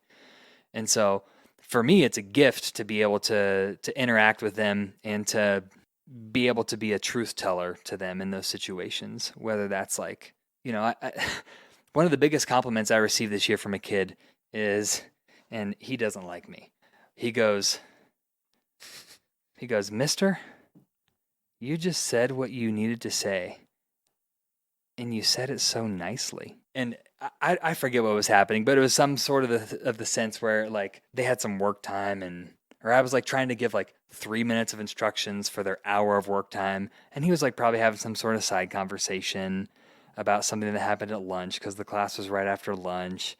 And like I was actually kind of having a bad day or whatever. But I go to him, I go, "Hey, I don't think that you meant to be X or Y or Z or A or B or C, but that's kind of how it came across to the room. And here's what I know this thing's important to you, and here's what I think you were trying to do. And also there's this bigger context. And can you try to be a little bit more aware of that next time? And your impact does not just lie with you, it lies with everyone." And Mm. so he was like, "I thought you were going to tell me I was being a little shit and then I should shut my mouth," or something like that. And you just invited me into this more whole way of being, you know? So to me, like you could call that good psychology, right? It probably is. That's definitely true. But that's like I've been the sponsor for our Muslim Student Association for 4 years now. And like that's a lot of fun. I learn a lot from interacting with those kids and hearing their conversations and helping them do their community service. And like what great religion doesn't like serve the world? Like, and that's like its intention, right? So I think that's really cool to be able to be a part of that, and to just listen and create that, and to create a culture in our little building, in our little room with like 13 students, like talking about whatever the issue is. And for them to see that, like, you know, some white Christian straight male can like be open Mm. and can listen and can learn and can be curious and can share experience that probably is valuable for them to learn from too. And like that's kind of cool to me. That's like the coolest thing, right? Yeah, that's Um, awesome. and like we don't have to agree on the language or the metaphors, but like ultimately we're all probably after a pretty similar thing. So Yeah, no, um, totally. I mean, one of the reasons that I was really interested in you as a human being early on is just that you are open and you're curious and you're nuanced in your thinking. And part of the reason I asked you that question is I figured you'd have a really interesting answer, because I think most religious people, or I shouldn't say that, a, a lot of people that consider themselves religious aren't necessarily nuanced in their thinking, right? But I would honestly say that I think human beings are religious in their nature, right? And they just call it different things. They call it Christianity, or they call it atheism, or they call it work. work. Yeah. there's all these different sort of belief systems that are the scaffolding for how we interact with the world that aren't really necessarily like the true reality. I mean, there isn't necessarily true reality. It's just like, here's how I go about approaching my day as a human being. It's like I'm an iteration of a human and I have to interact with the world. So I have to have some sort of framework to interact with it. It seems like where people get into dangerous territory in general, whether it's they're like, oh, I'm a communist or I am a Muslim or I'm a Christian, is that they become that fundamentalist that doesn't have the ability to see the world in nuanced ways or to empathize with people that are outside of their framework. And so I don't really know what the solution to that is, but what I think there needs to be more of is more of this compassion towards others and that like nuanced thinking about the world, the understanding of the gray areas, because that's where oftentimes where real truth seems to lie to me. And then also understanding our fundamental nature as human beings and things that are useful to us, right? Like I think we've lost largely a lot of the tools that were available to us from religion when as a civilization we stepped away from religion because we just discarded everything, as we were kind of talking about before. And it's like community, really important part of being a human being. And religion was the scaffolding for community for the majority of human history, probably. And you step away from that, and then what do you have? You have listless people that have no sense of community, and they're just kind of like easily like pulled this way or that because they're just looking for any semblance of community. I think that's why people are addicted to their phones and social media. They're just like, I have no community and I'm hungry for some connection with other human beings. And so I think it's important to also learn the lessons that were kind of encapsulated within religion, and because that's how we stored information for so long. But it seems like you need, if you want to be a high level human in general, you need to balance that and whatever sort of infrastructure that you can pull out of those religious systems with the ability to think in nuanced ways. Because circling back to religion, when I was young, I grew up in a highly religious family, and things like evolution were not something that my family was okay with. To me, I'm a scientist and an engineer at this point in my life.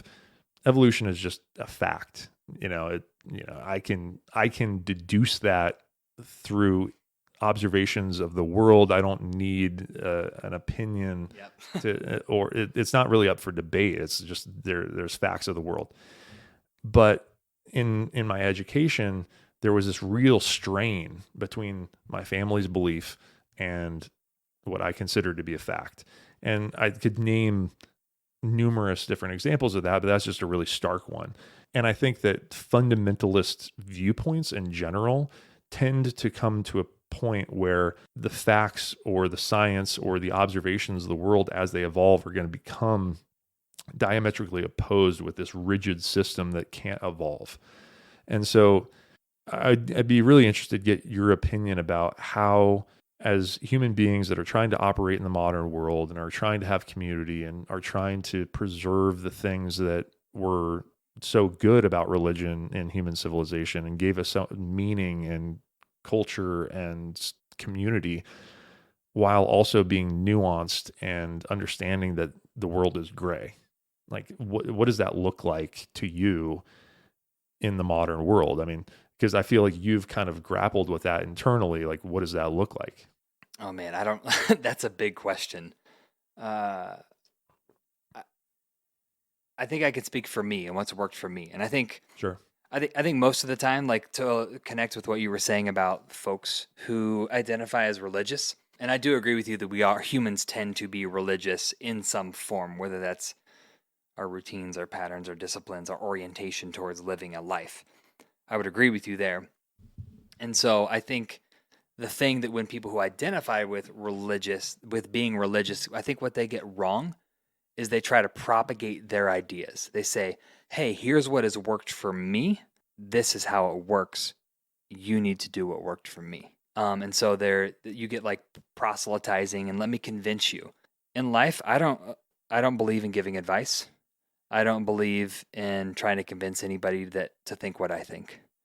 And so that makes life a whole lot easier. It makes it a lot less pressure filled if I'm not trying to convince anybody of believing anything or doing anything the way that I do anything. So when you ask me that question, I'll just, I don't think I have a solution for it. I'll just share what's worked for me. And Yeah. maybe you'll grab onto parts of that, and maybe somebody else will grab onto a different part. And so for me, there was that sense of connection and that sense of, you know, community, and this is what we do. And that was like our fundamental lens for what life was when I was growing up. And so for me, that was like the most core, like ground of being structure that I could engage with. And so I had real tangible experiences where that had been, hey, this is going to be a thing that's like really important to me. So for me, that journey looked like re-engaging those structures in a way that felt authentic to me. And I think one of the people that I like their writings the most, he talks about like in religion, it's like this holy tricycle of things that we do. There's like tradition, there's scripture, and then what's the third one? I can't remember what the third one is. Being on a more extended long form podcast is a lot of pressure. No, I mean, it's okay. I think. But in all of that, like I got to re-engage all in like personal experience. Okay. And he talks about like, you know, different sects of religions tend to emphasize like, you know, maybe two of those and not the other one. And so for me, in like, I think evangelical fundamentalism, they shut off the personal experience. You're taught to not trust yourself because that maintains the status quo more than anything. Yeah, absolutely. And so for me, that was re-engaging my own sense of inner knowing and really cultivating that and like paying attention to that, growing that, being in spaces that would like nourish that. And so for me, that's been really, really, really, really healthy.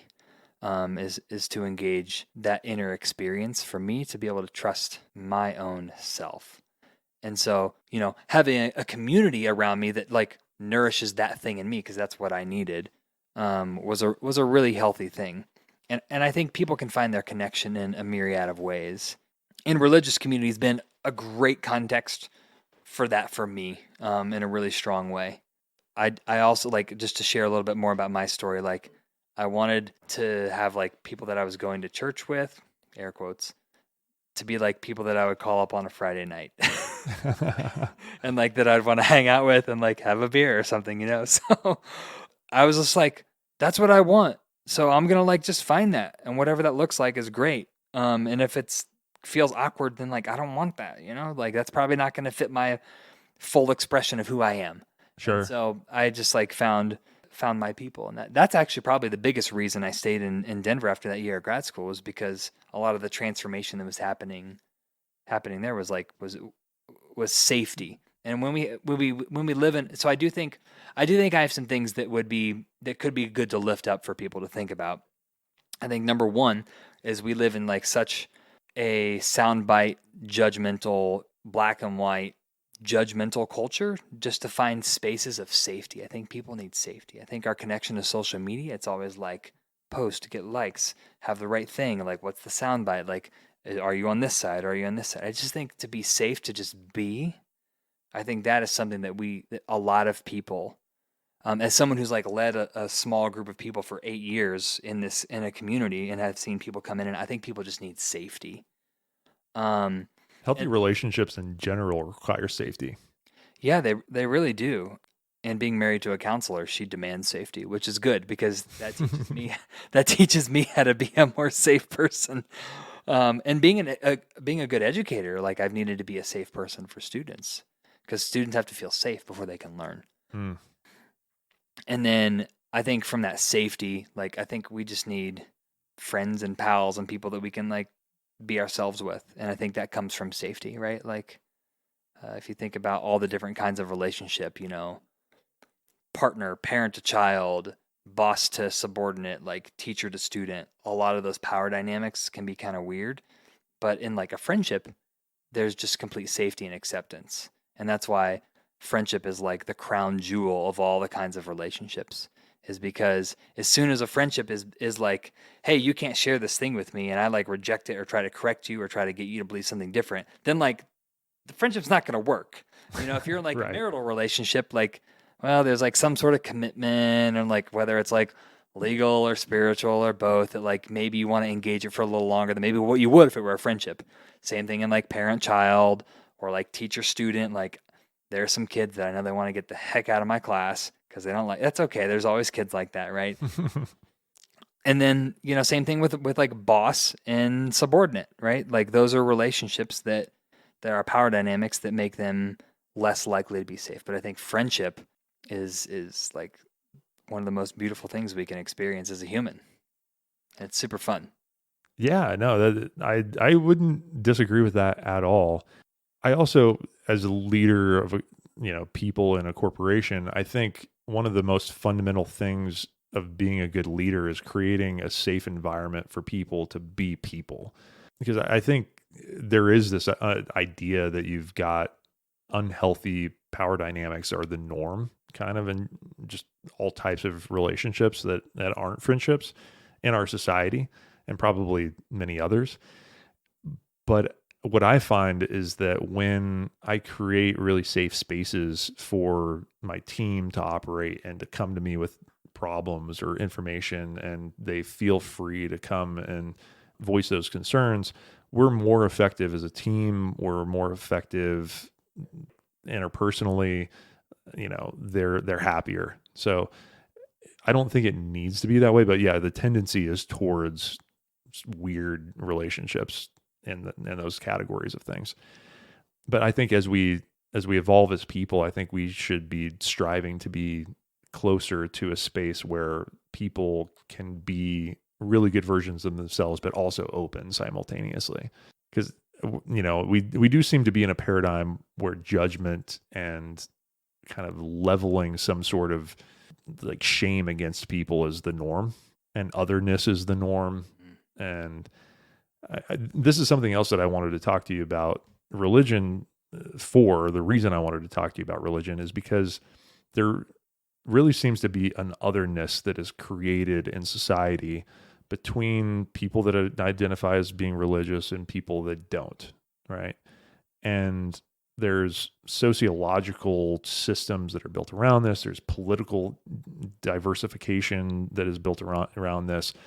And it's certainly not always the case, but you have a lot of, it's like the right is associated with Christian religion and the left is associated with non-Christian, whatever you want to call it, like pseudo-liberal, postmodern liberalism or something along those lines. And so it's like we're just creating more and more of this otherness where people aren't really trying to understand each other. But they're creating these systems that are, this is my association, this is my group, and anyone that lives outside of that group is dangerous and they're wrong, and I don't really have to listen to what they have to say, which I think is just a dangerous thing for society at large.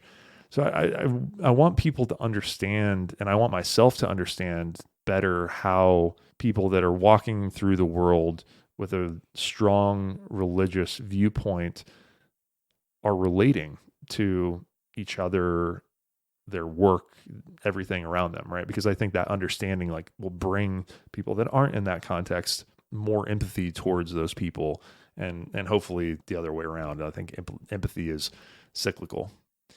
So at any rate, I don't know that I had a very coherent question that kind of came out of that, but maybe one that would be interesting to ask is, how does it feel in society currently to be a person like yourself who's nuanced and educated and yet is religious?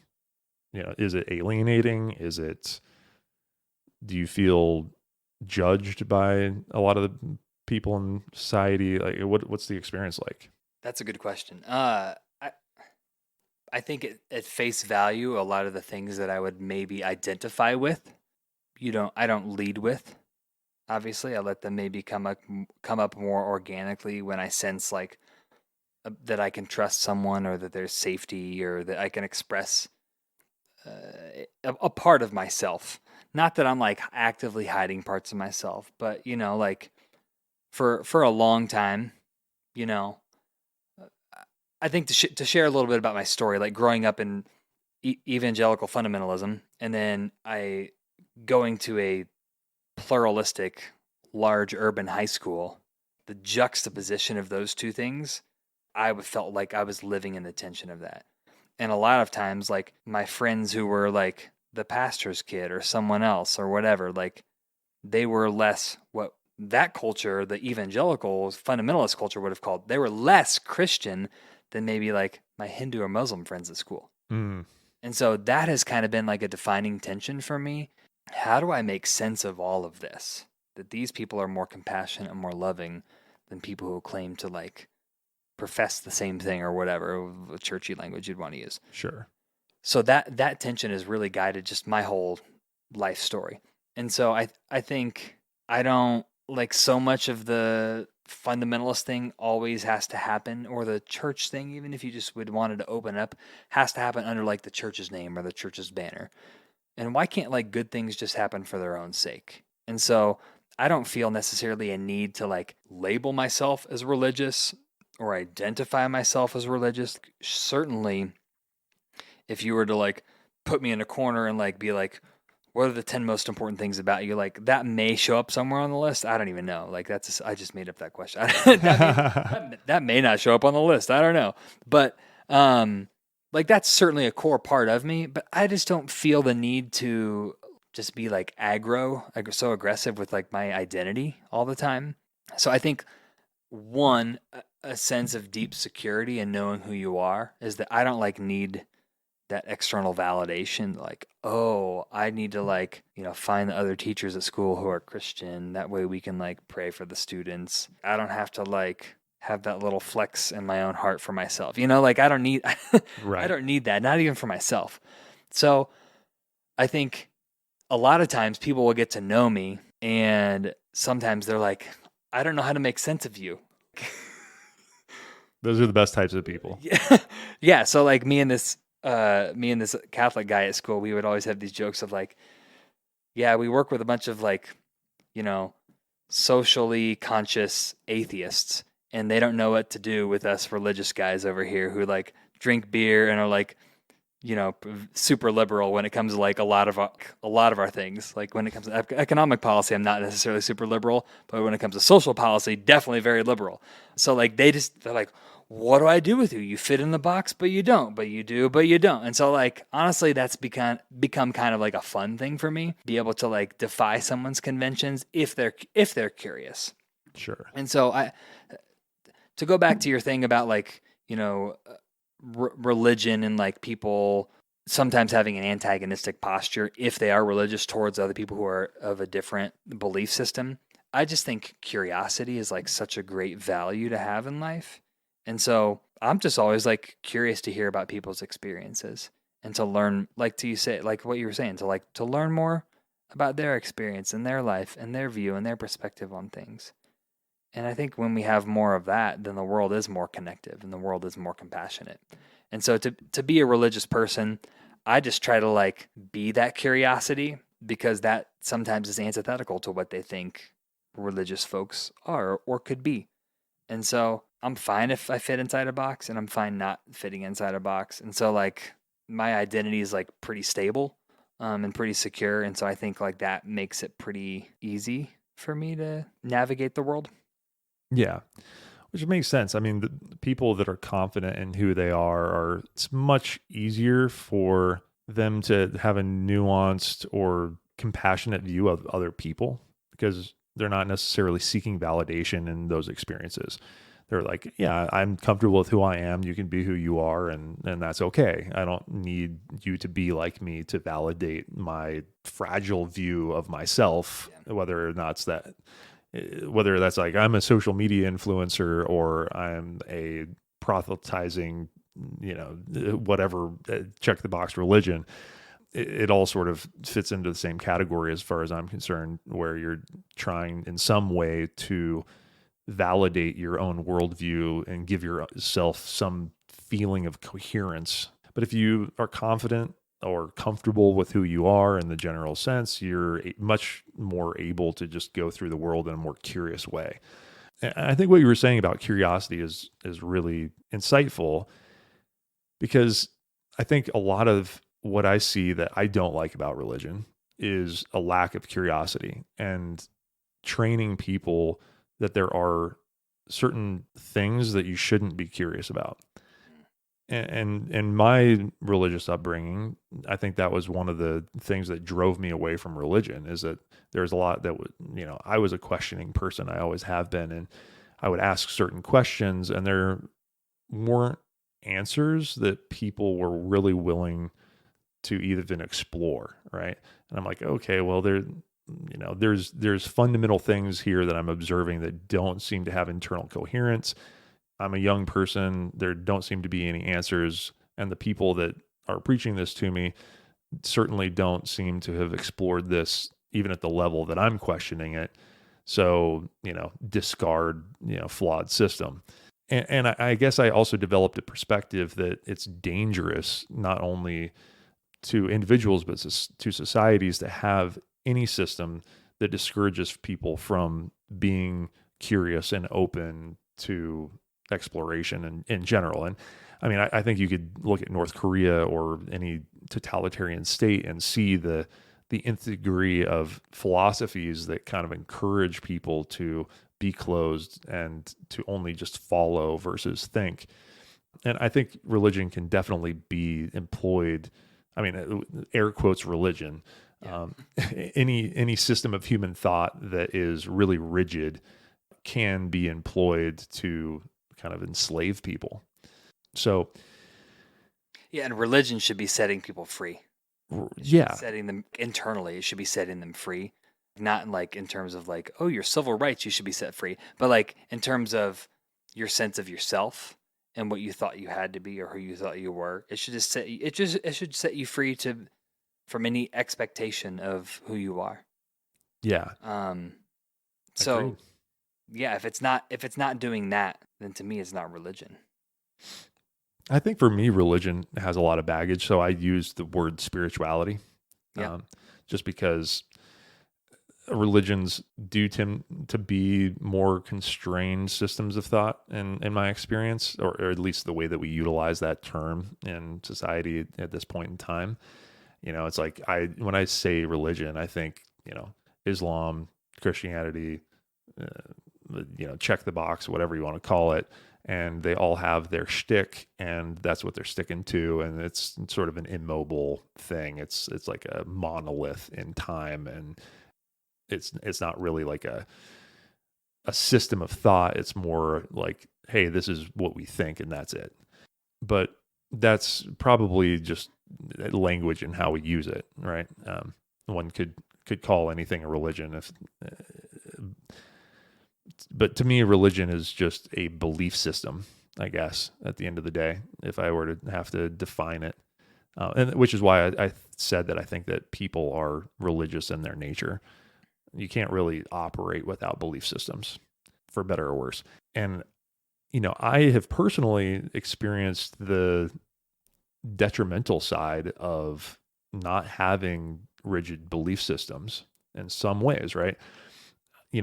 I would consider myself a pretty nuanced thinker, but I've also made some morally questionable choices in my life because I had fundamentally rejected all morality at certain points in time, right? Where I was like, well, if the things that I was taught were not really founded in a system that I believe in, morality is just kind of up for grabs.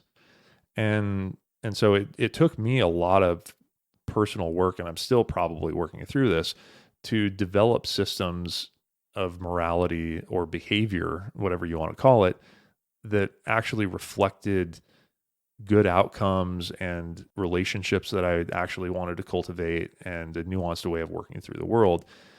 Where I think religion at its best kind of gives somebody, like you were saying, from the fundamentalist point of view, a framework for operating and hopefully, treating people decently and all those sorts of things at its best. At its worst, of course, it's the opposite of that. But at its best, it's like, here's some scaffolding for just how to behave. Here's a community, go forth and prosper. But when you're sort of flung to the wind and you're an individual, it's like that's kind of also dangerous in its own ways. Yeah, I'm tracking what you're saying. I think when it comes to religion, I agree with what you said about it being a belief system, but I don't think it's just a belief system. So like the theological word for a belief system is like orthodoxy, which means right belief. And that's kind of what the Western side of the church, like Catholicism, Protestantism, has kind of emphasized. But within the Great Schism in like the 11th century, the Greek Orthodox Church is kind of what held orthopraxy, which is like right practice or right living. Mm. And so I think many theologians will argue that for the last 1,000 years, the West has had these systems of right belief, which have propagated, what we know to be fundamentalism in the last 100 years in the United States. Whereas the East, has held more of the right practice, and like they've been more the mystical arm of Christendom at large. And so I think for me to like study and to learn about that has been really meaningful, because to live a life full of compassion, full of love, full of caring and support for other people around me, that's, to me, that looks way different in every single that could look one way in one context, and it could look the exact opposite in another context. Mm-hmm. That could cause me to be very forgiving in one context, and in another to like push someone away to never let them in again. And so I do think that, like, especially in our Western minds, we've been taught that like we have to figure out, because of that religious context, when religion dominated so many cultures for so long, like religion not being at the forefront of a culture or society in human history is a very new phenomenon. And so I think we still have like a lot of those things still baked into our culture, into our consciousness, even though we don't use that language anymore. And Yeah, we definitely live in a Christian society, even if all the belief systems are founded in Christianity. Right. Yeah. I mean, you just like think about like our tax statuses, right? Are you married or single? Right. That's all like, Right. That's Christian. yeah. Like I didn't care that. Well, I mean, this is maybe too much of an aside, but like Carol was like, I want to get our marriage license on the day we get our wedding. And I was like, well, my commitment to you is not what the state says. So, but I totally see your point. But okay, cool. So we can do that. But yeah, so I think for me in my own like story and journey, like reclaiming, if you will, that side of like the orthopraxy has allowed for more of the nuance in that thinking, that maybe just orthodoxy left on its own can knock things kind of out of their sense of balance. And I think that's definitely what I experienced, and sounds like it could be part of what you experienced. And you were like, that doesn't make any sense.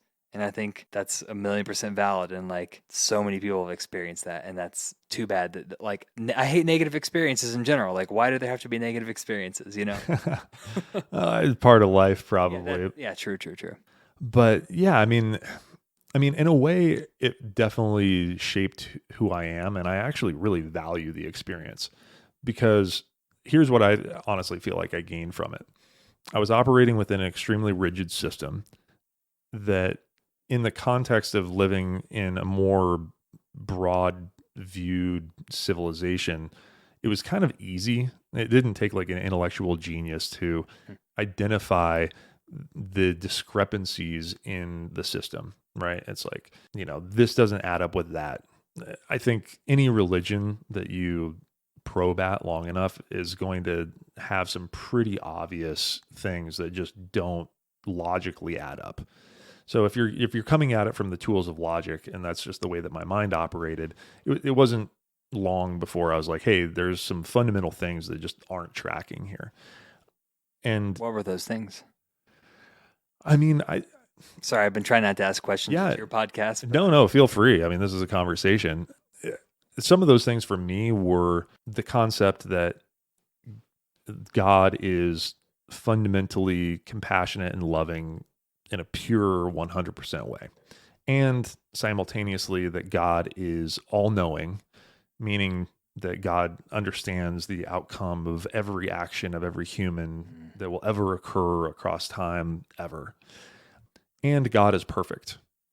And you take all of those things in juxtaposition with one another, and they don't seem to add up because one of those has to be incorrect in their fundamental state. So it's like the axioms of the system are wrong, because if you have an all-loving God, you're not going to have a God that just like creates suffering because they can. That doesn't make any sense. If you have a perfect God, they're never going to make a mistake and create a system accidentally where people suffer. And you're also simultaneously not going to have a God that is all-knowing, that is going to create a bunch of human suffering sort of at the origin of civilization, or like human existence, the Garden of Eden or whatever you want to call it. And then also, punish those people for the actions that you knew they were going to take with the character that you gave them when you built them. It seems pretty fucked up. Right. It's like, you actually sound kind of like a dick, like you're kind of an asshole that happens to have the power of creation, right? Like, so that like entity that is described as being all loving, all knowing, all powerful, and yet has created this system where there's so much human suffering on a daily basis, if I'm just using the tools of logic, those things don't track with one another. And so I think those are pretty easy to identify discrepancies within the system. And if you're just coming at it from a rigid fundamentalist viewpoint. And so when I had to sort of extract my thinking out of that, what it forced me to do, I think, is look at every aspect of my existence from a similar lens. And so now at this point in time, I think that every viewpoint that I hold has to be weighed against the same sort of level of rigor. And I recognize that the vast majority, I would be willing to say every single human system that exists, belief system, has those axiomatic flaws and their fundamental underpinning. And so I don't feel like I really deeply associate with any single one of them, but I'm able to sort of like transverse throughout them and grab the things that are useful to me and try to build my own cobbled together worldview that feels more coherent unto itself. And so while that was I would consider it a very painful and nonlinear and hard process to walk, and not probably something that everyone is cut out for or willing to do. At the end of the day, I feel like I've come to a much more compassionate and nuanced understanding of the world than I would have had I not kind of had that as my fundamental underpinning. So it's like useful, even though I don't agree with it. Yeah.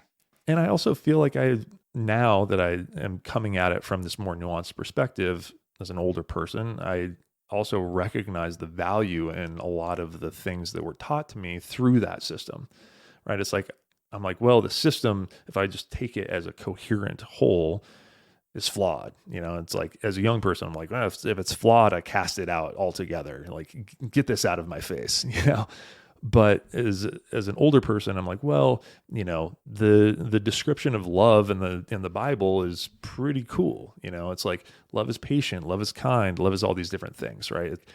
Or, some of the concepts that Jesus taught, I think, are really powerful. Ultimately, it's like compassion and love and forgiveness and all these different things that are really powerful human concepts that are, baked into that system, and they're not default.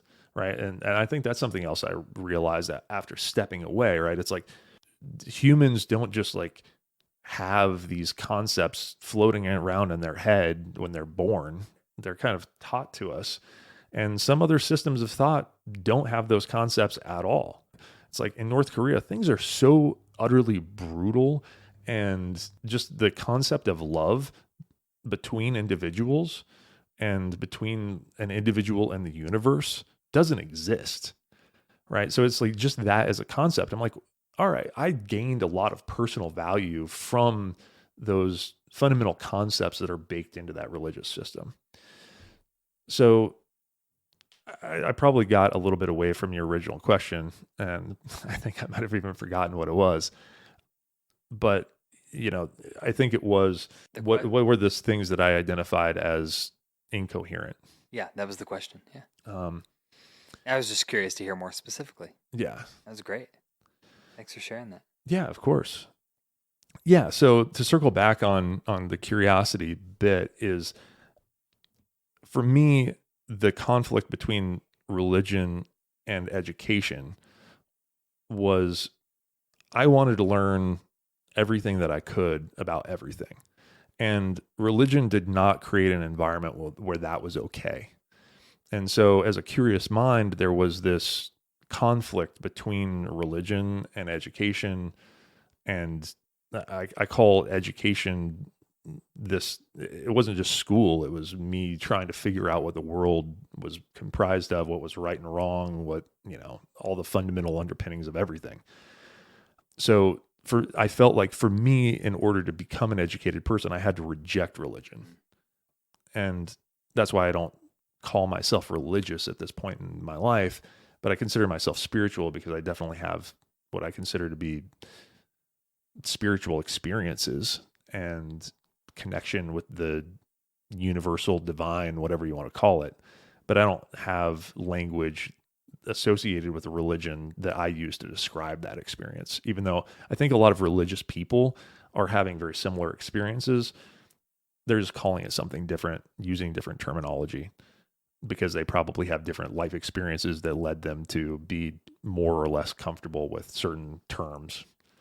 Yeah, totally. Like, I think for me, those experiences happened early within the structure of Christianity. And so, like, there was something back to that personal experience, part of the tricycle that I was talking about, that there was something in that I couldn't let go of, and that I really deeply trusted on an intellectual, but also on an intuitive level, even in my body, if you will. And so I think having those happen inside that container, when it was time for me to maybe deconstruct some of that container, it was like, okay, I want to take these parts away, but I still want the thing to be coherent. But I'm going to have to do some really, really, really, really hard work to make sense of the surface level contradiction of science and Christianity. And then you get down deeper, and there's even more layers of contradiction there. And so that was like a 10-year journey for me, like making sense of those and how do I live in the world while trying to sort kind of all of that stuff out. And I kind of relate to what you were saying earlier about like having the structure. And so like I rebelled against the thing that was handed to me, or like I that's not even like, that's how I would say it to my mom.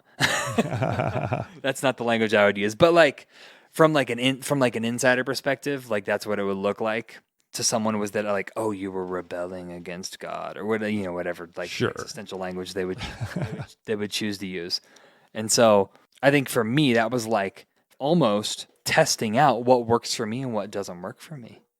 And I think for me, and it sounds like maybe in your experience too, like that was a really valuable thing, is like, hey, I'm going to try on this size shirt and this color and see how it feels. And I'm going to try it on, and then I'm going to go try on another one. And then like I'm going to build my wardrobe for that. And some of it may, match the style of like, I don't know anything about fashion, so I can't make a metaphor here, but it's Metro, I don't know. I'm not a fashion guy either, but yeah. So like, and then you build your wardrobe, which is like, so to speak, like your orthodoxy and orthopraxy. I was taught this system of like for 18, 20 years, it's all the right belief. And then I was like, I gotta fucking practice. And so I like started to practice and figure out the interplay of those. And like there was a whole thing around science, because like I had some friends who went to like Christian universities, and then like these guys who were like PhDs in biology were like writing books about like biology that wasn't like right in lockstep with the fundamentalist perspective. And so like there was controversy, and like I was, mm, somewhat proximate to that, and so like reading their books, and was like really interested in the controversy, and like that was a really good process for me to go through. I'm glad I went through that. And so yeah, just trying those things on. But I think back to like those early experiences happening inside the container, having that thing happen inside the container is what has led me to the point where I'm at now. And so yeah, but it doesn't have to be one size fits all. It can be, we probably have way more in common than what somebody on paper might say we have in common. So, Oh, absolutely. I think everyone does. yeah. I mean, and that's one of the things that I want to try to achieve with these types of conversations is highlight that, because we live in such a divided world, but we're all people and we're all trying to figure it out, and we're all wrong in some ways, and we probably have really good insights in others. We have things that we can learn from other people's perspectives, and it's really important, I think, to investigate perspectives that are different than your own and try to actually understand it, because there's something to learn there, 100%. Even if you don't fundamentally agree with that person at the end of the day, by trying to understand somebody else's perspective, you're going to learn something. Yep. And you're probably going to become more compassionate. And I think that's another thing that we're lacking just in general. We talk about pseudo compassion a lot, but it's not actually the practice of compassion. It's interesting because you're talking about practice versus right thought versus and right practice. And it seems like right thought is very problematic in a lot of ways, regardless of what your belief system is. And in our postmodern world where we're hyper focused on identity politics in a lot of different ways, it seems like you have the situation where it's actually antithetical to compassion, even though that's what it's preaching. And I think, Christianity in its right practice form can be very much that way also, right? It's like we're preaching compassion, we're preaching love, but in practice, that's not actually what's being executed in the world.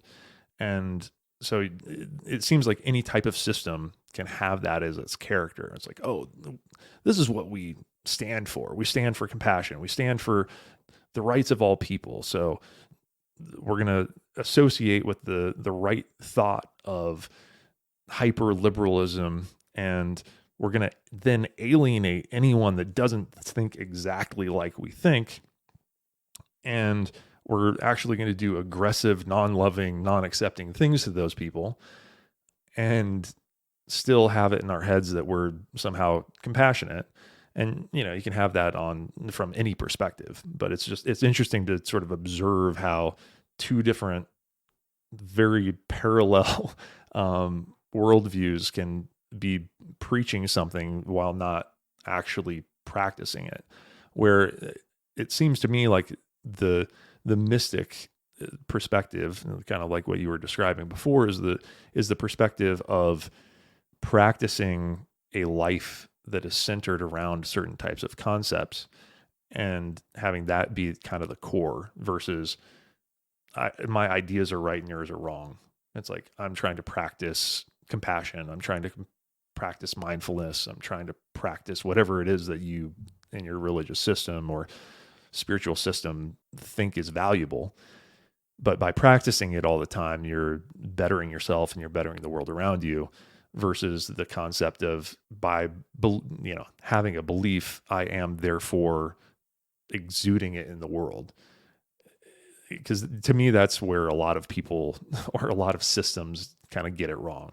It's like I can have the concept in my head that science is awesome and not be a scientist and, walk around feeling like I'm a scientist because I have a cell phone in my pocket, but understand nothing about science, and can also be the super religious person that is like compassion and love, Jesus, and not actually be compassionate or loving in their lives. And so it seems like there's juxtaposition between those things, I guess. Yeah, your identity, I think, like how I would say it's your identity is not your ideas.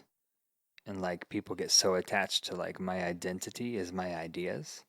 And if that's my identity, if my identity is my ideas, then I must have the right ideas. Otherwise, I have a bad identity. Hmm. And so when we get on that train, then it's like, well, I have the right belief system A, and anybody who doesn't have it is in category B. And therefore, it's my job to prove that I have the right identity by showing that they have the wrong identity. But their wrong identity is their wrong ideas. So my ideas are always in conflict with anyone else's ideas who are different than mine, because my identity is my ideas, which is actually an insecure form of identity. Hmm. And so our sense of identity is not actually our ideas. They're commingled, kind of, but like at the fundamental level, they're not the same. Nor are they mutually exclusive, but ideas change.